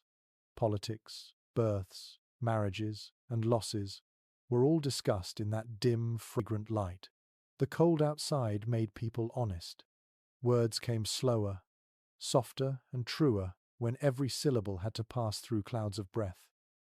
One remarkable letter from a blacksmith in Maine describes how he and his neighbors competed to keep fires burning the most efficiently. They swapped tricks for how to cut wood with less waste, how to stack logs for best airflow, how to bank coals overnight. He wrote proudly, "We make our flame stretch farther than our coin." Efficiency was its own kind of artistry. A lesser-known bit of frontier etiquette warned against letting your fire go out completely. Visitors would see a cold hearth as a bad omen, a sign of neglect or despair. Even if only a few coals glowed, they represented hope. The same principle applied to community bonds. Warmth must be maintained, even in scarcity. You can picture it easily now. A family sits together under the low ceiling, their faces lit from below by the orange dance of flame. The father sharpens a blade, the mother sews. A child pokes a stick into the coals just to watch the sparks leap. Someone hums, someone laughs. Every creak of the logs and sigh of the fire feels like heartbeat. An overlooked detail from an 1,870 regional journal mentions that people often measured time by the burning of wood. 3 logs worth could mean an evening of talk or the distance between towns when traveling with portable embers. Fire was both clock and compass. In moments of solitude, the fire also offered company. Many diaries describe settlers speaking to the flames during long nights. It was not madness, but a comfort. "The fire listens," one man wrote during a blizzard that trapped him for 6 days. "It does not argue, it only answers light." Modern psychologists might call this a form of mindfulness. the way the steady sound of crackling soothed anxiety and kept loneliness at bay. To the pioneers, it was simply living in rhythm with something alive. The fire consumed what they gathered, and in return, it gave light enough to make the darkness bearable. The smell of wood smoke marked everything they owned. Coats, blankets, and hair carried it through the seasons. When spring finally came, the fading of that scent felt strange, almost sad. It meant the nights were warming, but also that something faithful had ended. Imagine stepping out of the cabin late at night, watching the plume of smoke rise into the stars. The snow glows faintly with reflected firelight. You feel how small your warmth is in all that space, yet how miraculous it seems that such a small circle of heat can hold back an entire winter. That was the quiet genius of the pioneers. They made their lives one fire at a time, shared it, tended it, and passed it on. Each spark was both survival and story, flickering in the same rhythm as their hearts. Even now, if you close your eyes, you can still hear the wood sighing as it burns, and feel the invisible thread of fellowship that once held a frozen world together. The cold carries a different mood now. It is no longer a threat, but a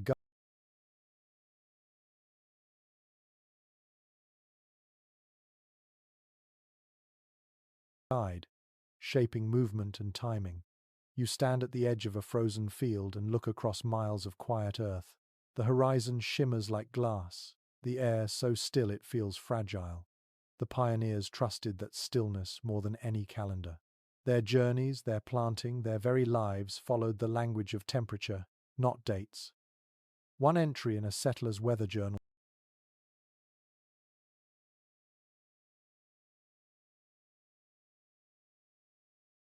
from 1,849 notes that the river speaks before the leaves do. He meant that when the ice began to thin and shift, you could hear spring approaching days before it was visible. The groaning of ice became an early warning. That sound told farmers when to start preparing seed, when to mend plows, when to begin again. The sun did not decide the seasons, the cold did. A curious practice recorded among wagon train travelers involved testing the earth by breath. Men would crouch low and blow on the soil. If the vapor lingered white, the ground still held frost. If it vanished, the thaw had begun. It was a moment of quiet connection, a small gesture of respect to the land before demanding anything from it.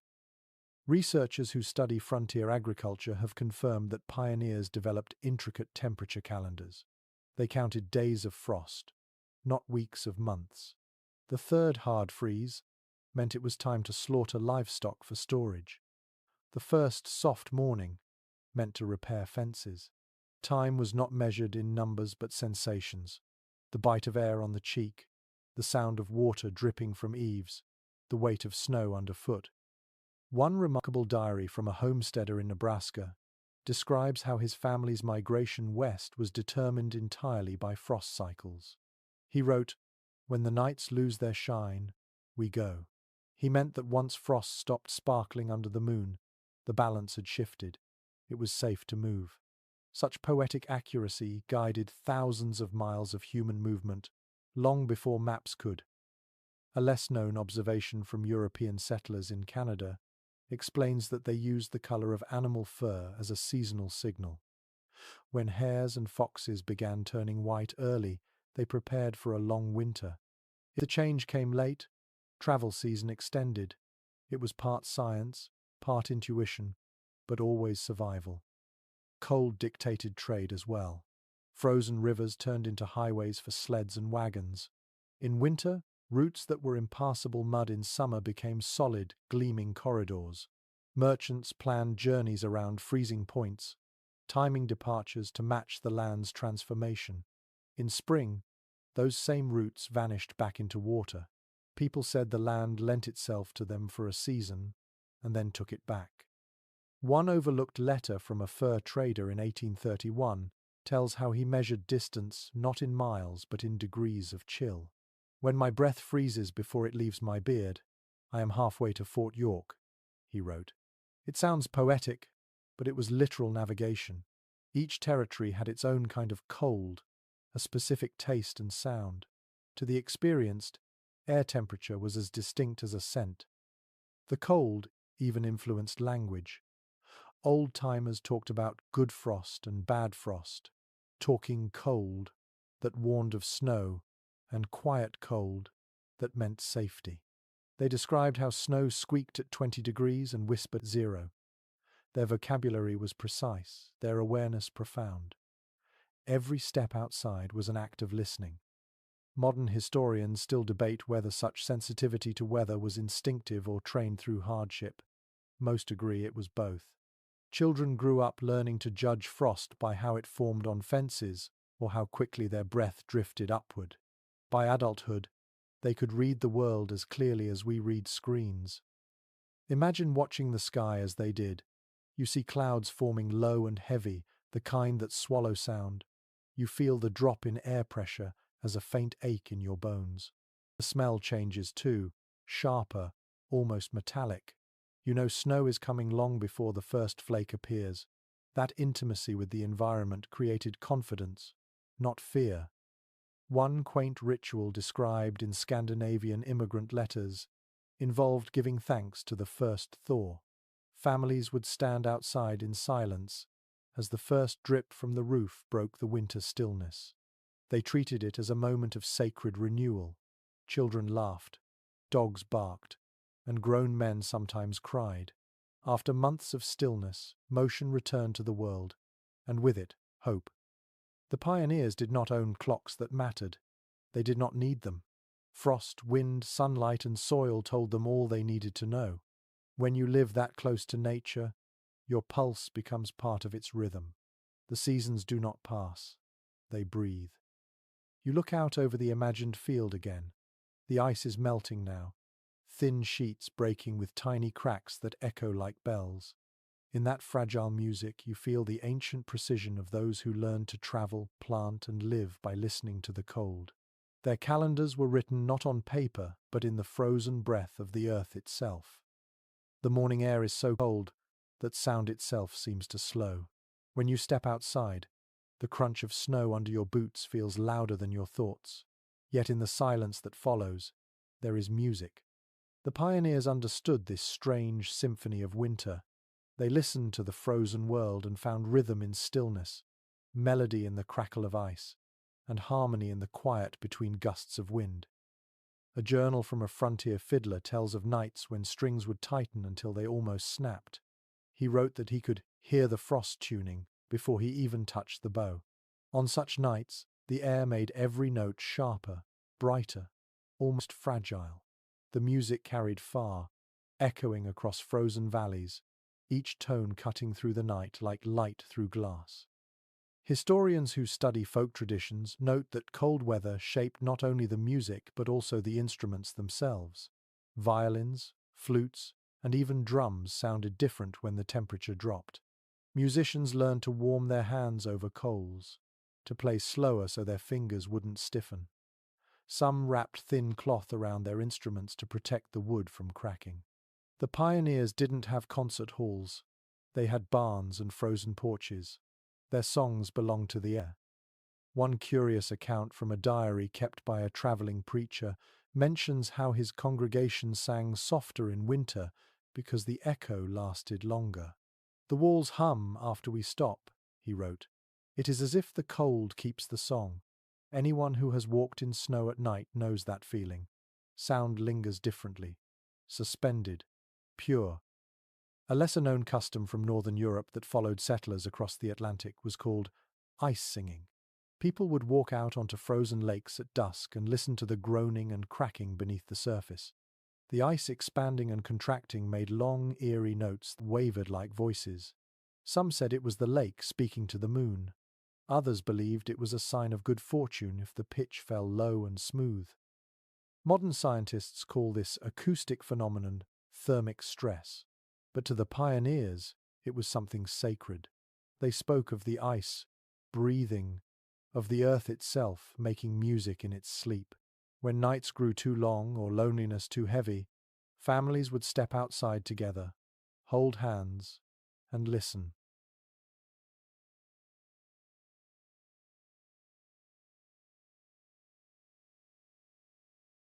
No one talked.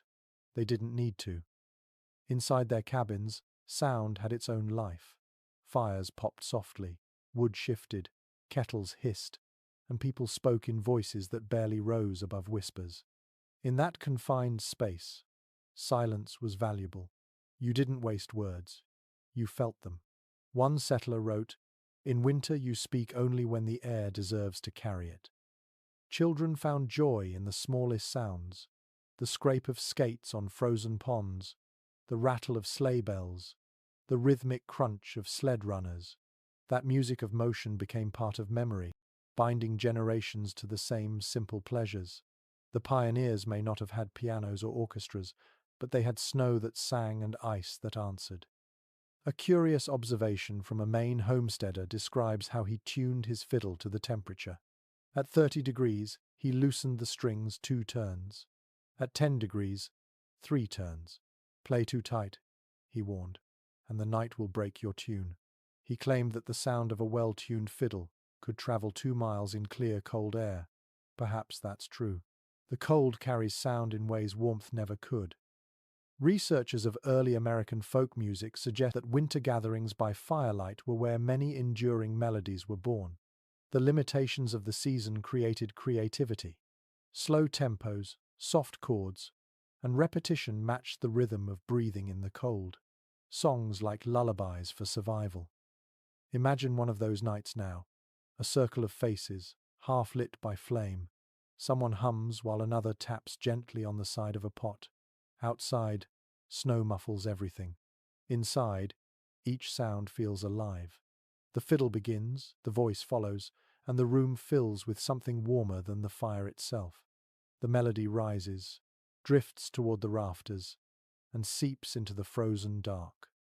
Modern listeners might call it primitive, but the pioneers didn't play for audiences. They played to remember they were still human. The sound was proof of life, a declaration whispered to the cold.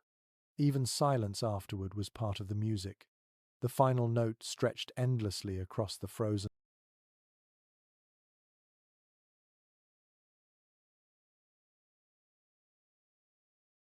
landscape. When the song ends, no one claps. They just sit, feeling the warmth between them and the cold pressing in beyond the walls. The night hums softly, a shared heartbeat of flame, voice, and ice. The pioneers never thought of themselves as artists, but in their patience and their listening, they turned survival into song. The next morning dawns pale and brittle. The sun hangs low, shining on frost that looks like powdered glass.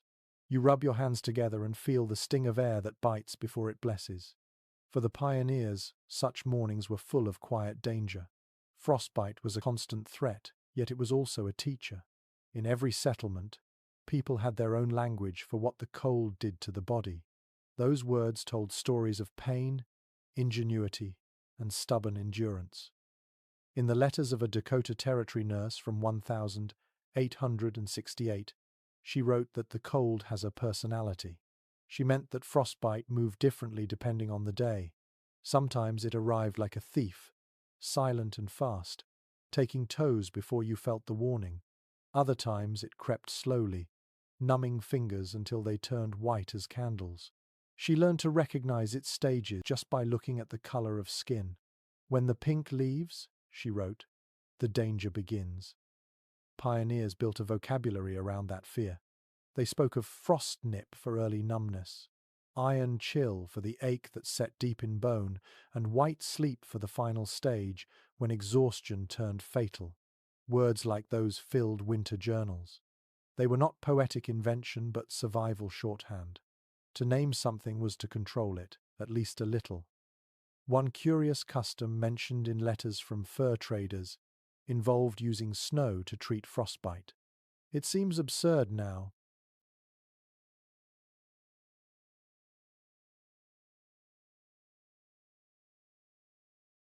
but they believed that rubbing frost with frost-coaxed blood back gently instead of shocking it with sudden warmth. Many saved their fingers that way. The practice lingered for decades before doctors confirmed it was indeed safer than plunging frozen skin into hot water. A particularly haunting note from a miner's diary tells of men warming their hands inside freshly killed animal carcasses during blizzards. The smell must have been awful, yet the warmth saved their lives. Those were the extremes of frontier medicine, part science, part desperation, and entirely human. Researchers studying 19th century survival practices found that pioneers were often more observant than they knew. They noticed, for example, that frostbite struck hardest after exertion. People who worked too fast in cold weather sweated, and when that moisture froze, it stole heat from the body. Move steady, not strong, one settler advised in a letter to his son. That phrase, half advice and half warning, captured the essence of winter wisdom. The folklore around frostbite was just as fascinating. In northern communities, people said that the frost woman walked at night, touching those who slept too far from the fire. Her mark was a pale patch on the skin that never regained color. Children were told to cover their ears so she would not whisper into them. Superstition, yes, but one with purpose. It kept them cautious. There was also tenderness in how they treated each other's injuries.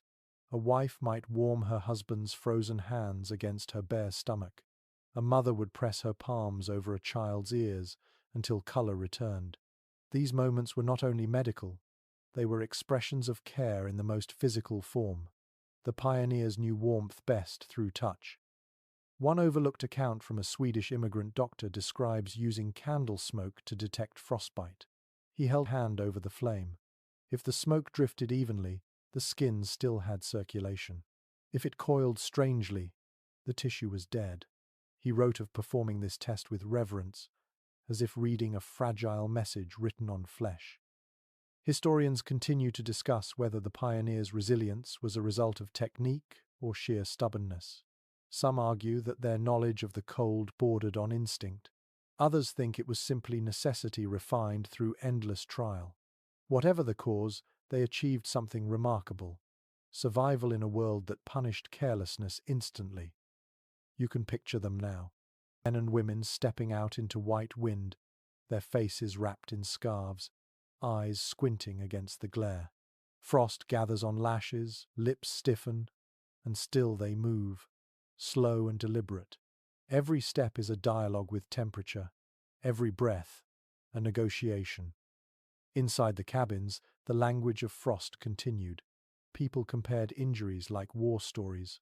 Lost a nail to the river wind, someone might say. Gained it back by morning fire. They found humor in pain because laughter itself made heat. Modern medicine uses sterile tools and measured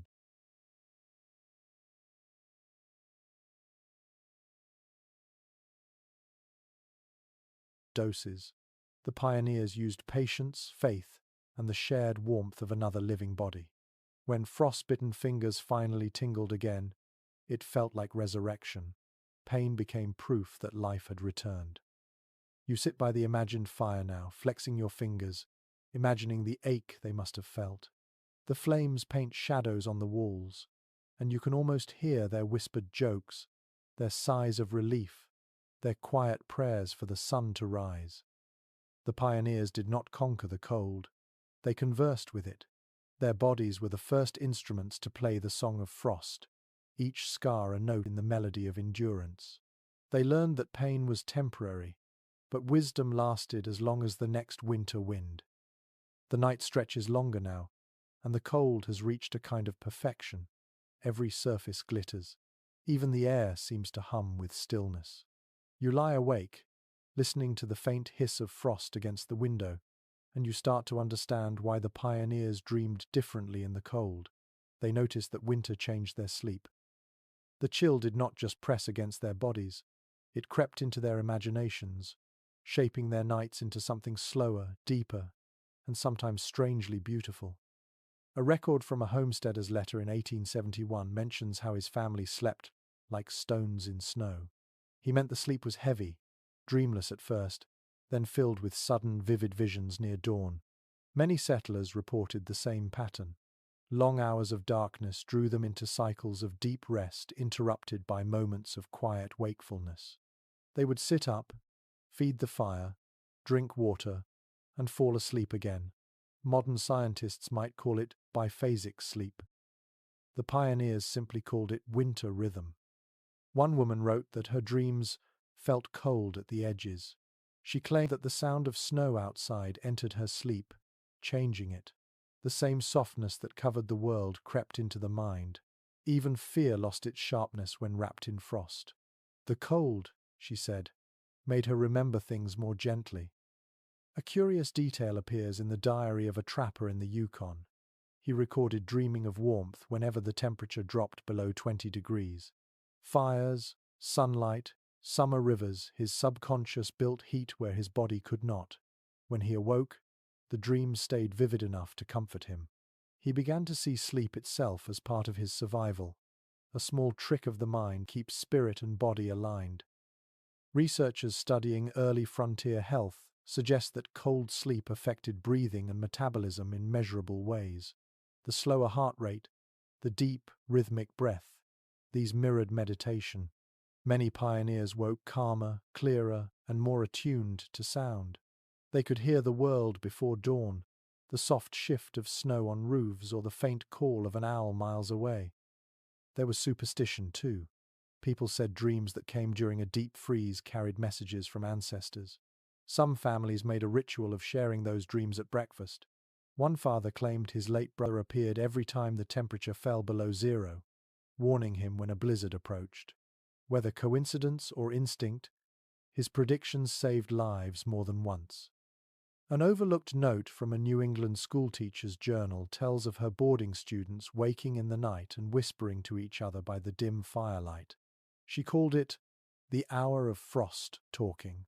They would share stories, sometimes sing before drifting back to sleep. It sounds like restlessness, but it was something gentler, an ancient rhythm we've forgotten, shaped by darkness and the hum of wood settling. Some nights, dreams were not peaceful. Letters from Arctic explorers describe the mirror sleep, where they saw their own faces in frost-covered windows during dreams and awoke believing they'd seen ghosts. These hallucinations were born of exhaustion, hunger, and endless cold.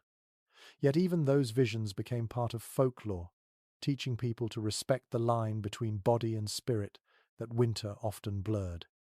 A curious practice from Russia's northern settlements involved sleeping with a candle burning low beside the bed. The flicker gave a sense of companionship and also kept frost from forming on faces during extreme cold. People believed that firelight warded off bad dreams.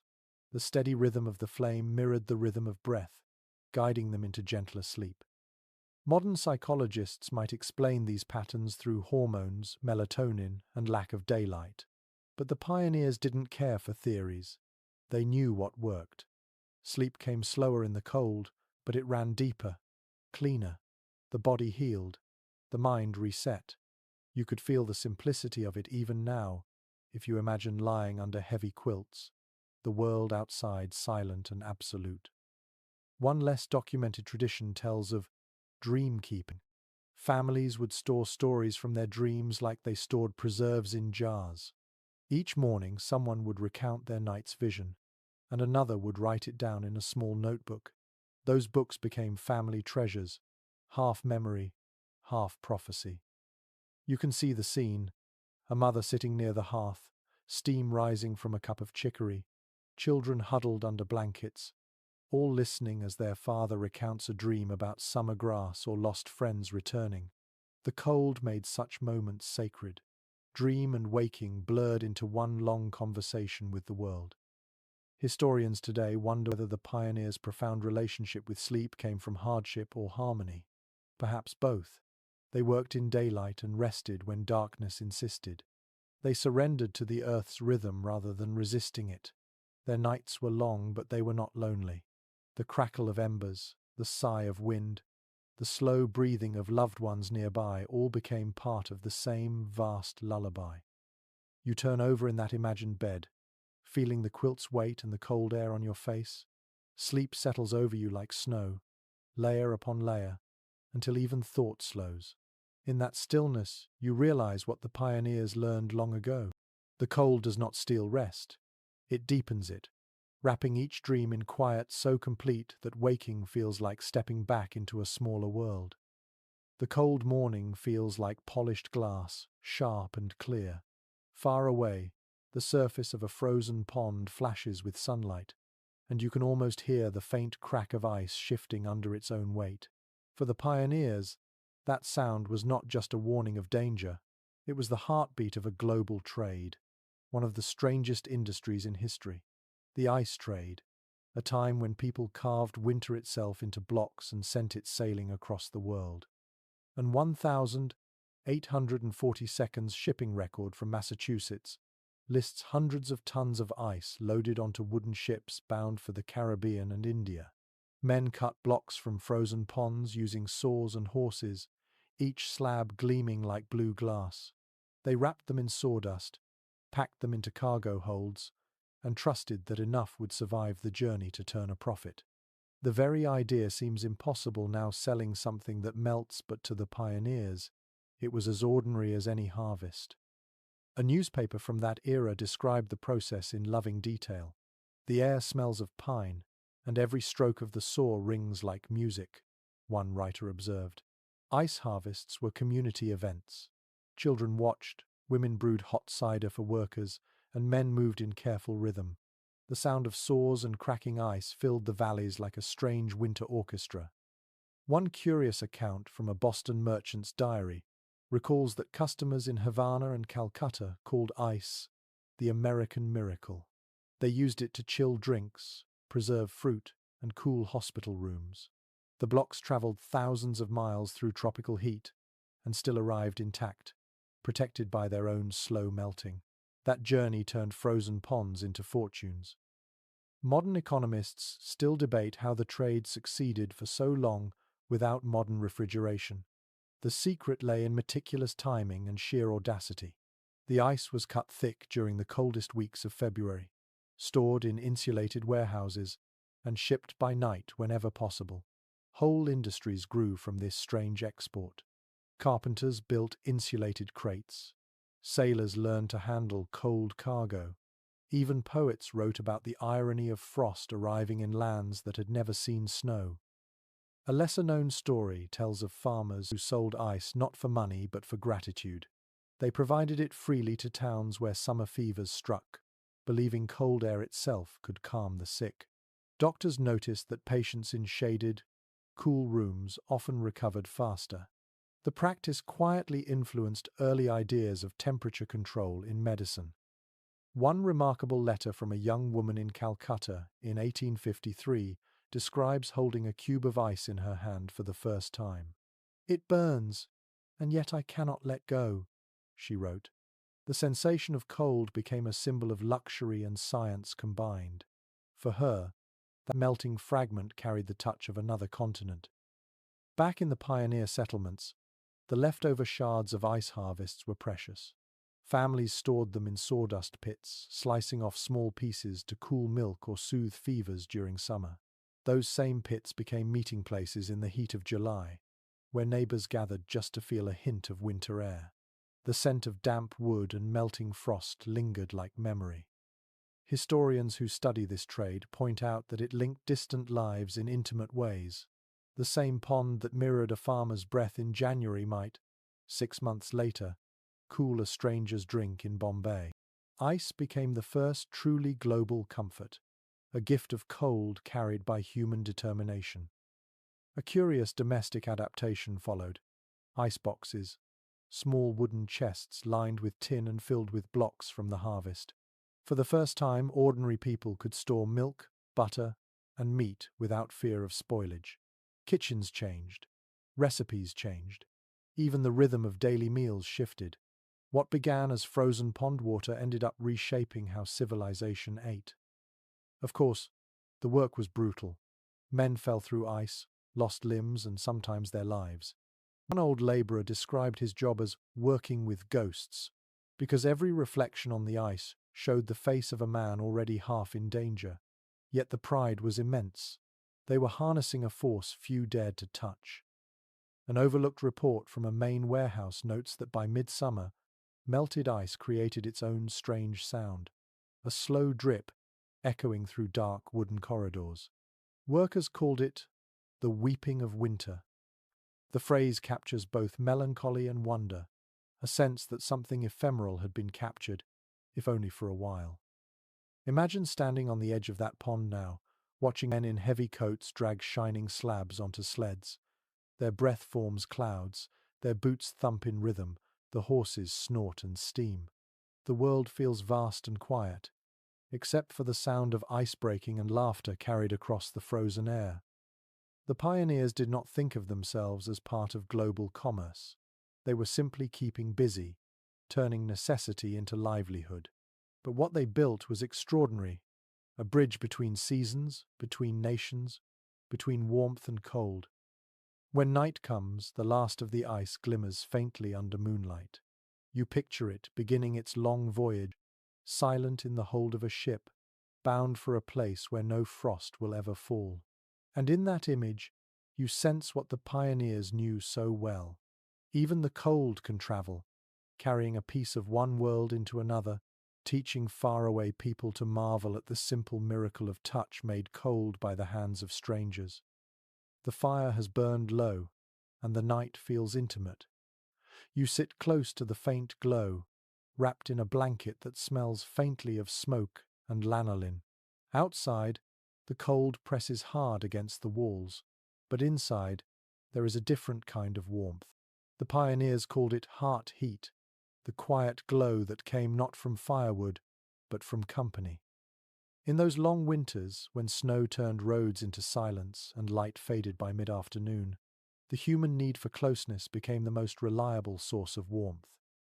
A diary from a young woman in Wisconsin in 1852 describes the small rituals of affection that kept her family alive through the dark season. "We share blankets, as we share prayers," she wrote. "If we sit together, the room stays kind." That phrase captures a truth modern life forgets. Warmth multiplies when it is shared. Researchers studying family life in the 19th century have found that cold weather shaped domestic relationships more than any other factor. Space was scarce, and privacy almost impossible. Families slept side by side, ate elbow to elbow, and learned to read each other's silences.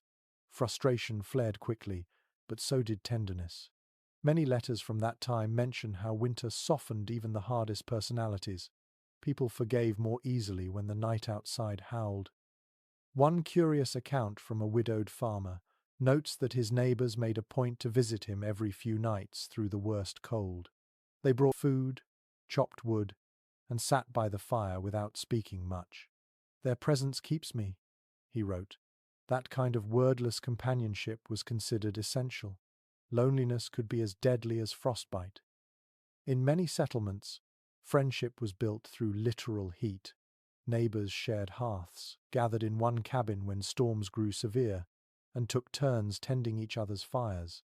A good host was praised for the steadiness of his chimney smoke, a sign that others could depend on his flame if theirs failed.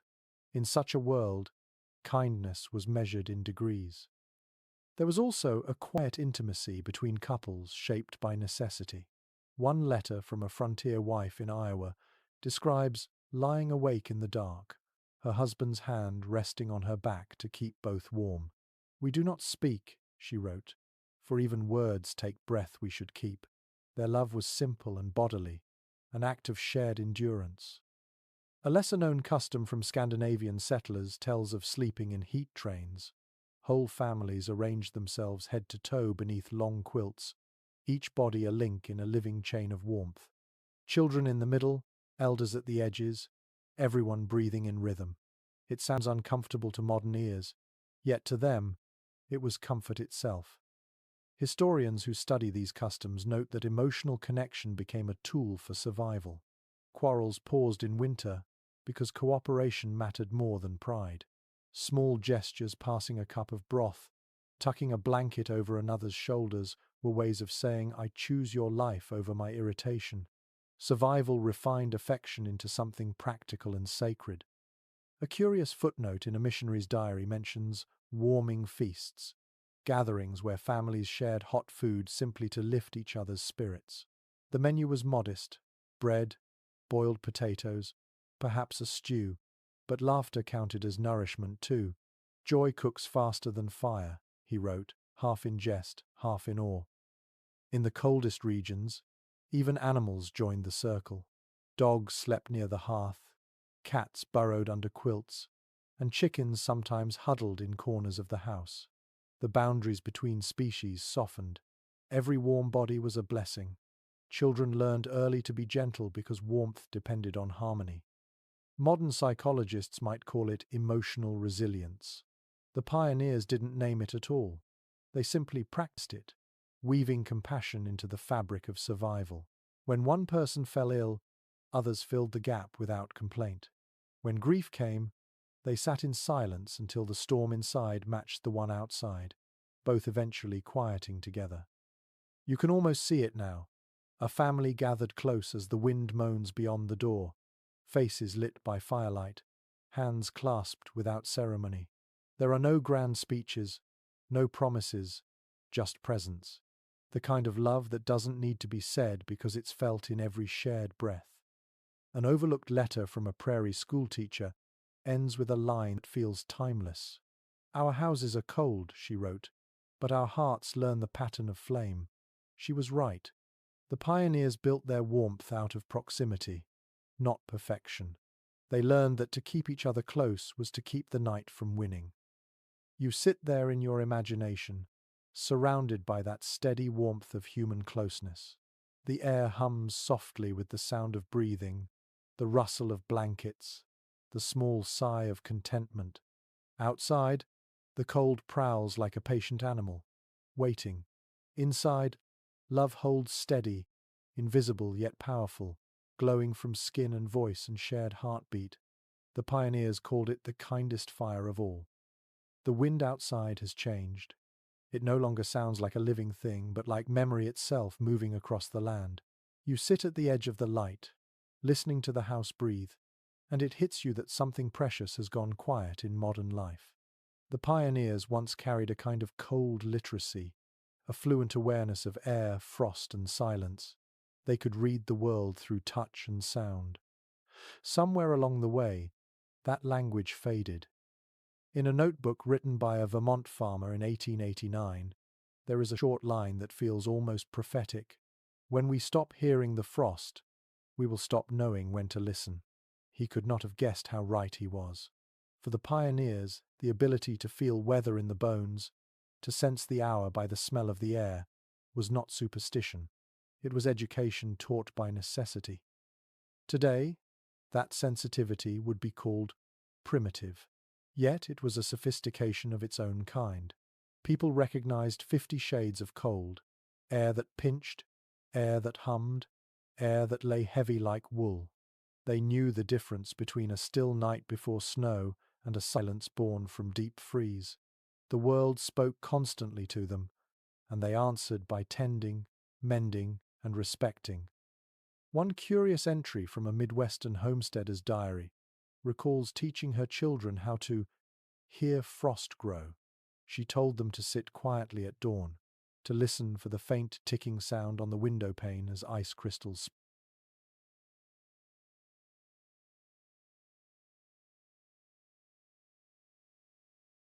spread. "The sound means you have one more hour before the sun wakes," she wrote. It was not science, but it was true. Anyone who has lived near deep cold knows the small, crystalline creak of expanding frost. A scholar of environmental history once noted that pioneers measured wealth not in goods, but in readiness. The more someone could interpret the weather, the safer their household. A well-stocked firewood pile mattered less than knowing when to add to it. That balance of observation and humility was the invisible architecture of survival. A curious household trick mentioned in several letters was the listening nail. Families drove a single long nail into the cabin wall and used it as a crude thermometer. On nights when frost deepened, the wood around the nail contracted, creating a faint, ringing sound. If the nail sang early, they added wood to the fire. If it stayed silent, they slept. The walls themselves became instruments. Modern life has made that awareness obsolete.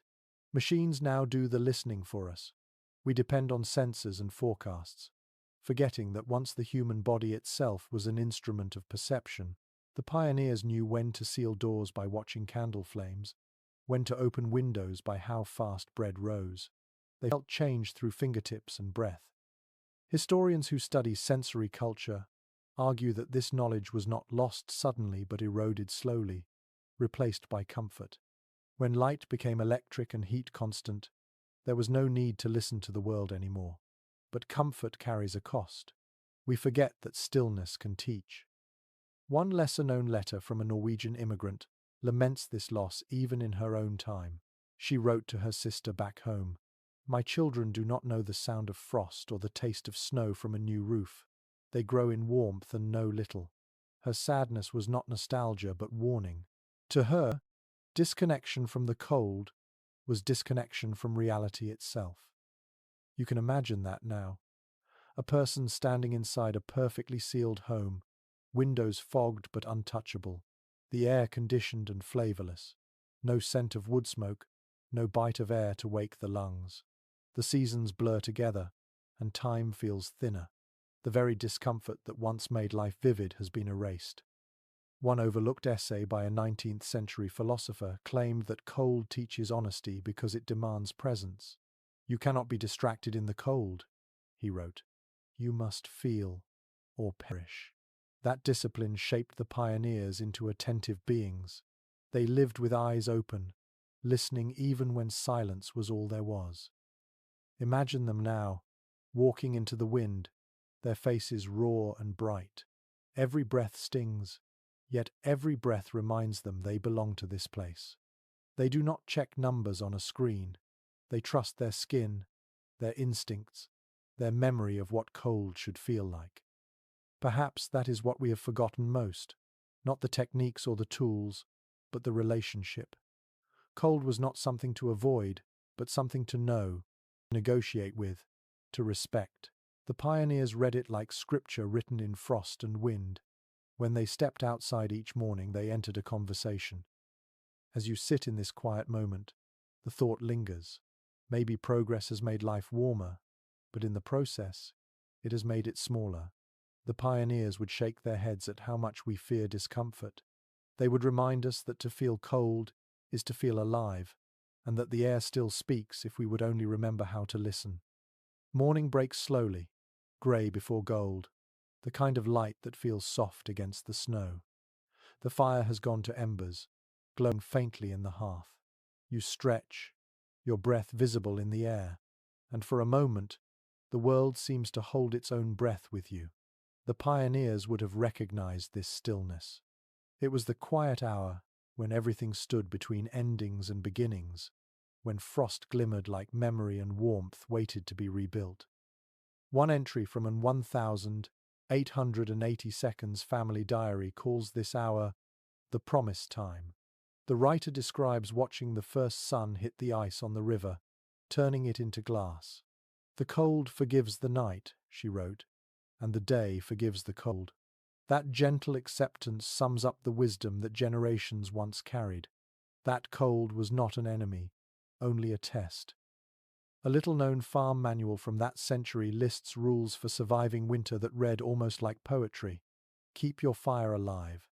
Trust the frost to tell you when to work and when to rest. Let silence teach you its shape. Share heat freely. Prepare early and sleep deeply. Each line, simple as it sounds, holds the weight of centuries of human trial. The pioneers never sought to conquer winter. They lived inside it, adjusting their habits, thoughts, and even emotions to its rhythm. Modern historians call this adaptation. The people who lived it called it faith. They believed that every season carried lessons meant to be learned again and again. In one letter, a woman who crossed the plains wrote to her sister, "When the cold speaks kindly, listen. It asks you only to slow down." That advice feels timeless. The cold slowed the world enough for them to see what mattered. The breath of a horse, the shimmer of frost on a window, the weight of another hand in the dark. A curious note in a preacher's journal records that he thanked God for frost each year because it made men humble and women wise. The phrase sounds quaint but hides deep truth. Humility and wisdom were the currency of survival. The pioneers did not think themselves masters of nature but partners in a difficult dance. Modern observers often imagine those winters as bleak, yet the diaries, letters, and songs tell a different story. They speak of laughter echoing through snow, of bread baking beside slow fires, of families falling asleep under heavy quilts, feeling safe in their small circles of light. The cold sharpened gratitude until it glowed. You imagine now that same gratitude filling a cabin. A woman pours coffee made from roasted barley, its aroma thick and comforting. A man checks the roof for ice. A child rubs frost off the window with her mitten, tracing the sunrise in the glass. Their world is small, but it is whole. Every detail has purpose. An overlooked note from a Norwegian homesteader says, "Cold keeps us honest. It gives back what we give it." He meant that the effort spent chopping wood, mending clothes, or tending the fire was repaid in warmth, but only just enough. It was a kind of divine accounting, exact, fair, and never sentimental. Historians today argue over whether modern humanity could ever relearn that patience. Perhaps we could, but it would require a quieter heart. The pioneers lived in a slow tempo, where every choice how to light a fire, how to store apples, when to trust the snow was made with care. We live quickly, mistaking speed for safety. Yet cold has not changed. It waits, patient as ever, ready to teach anyone willing to listen again.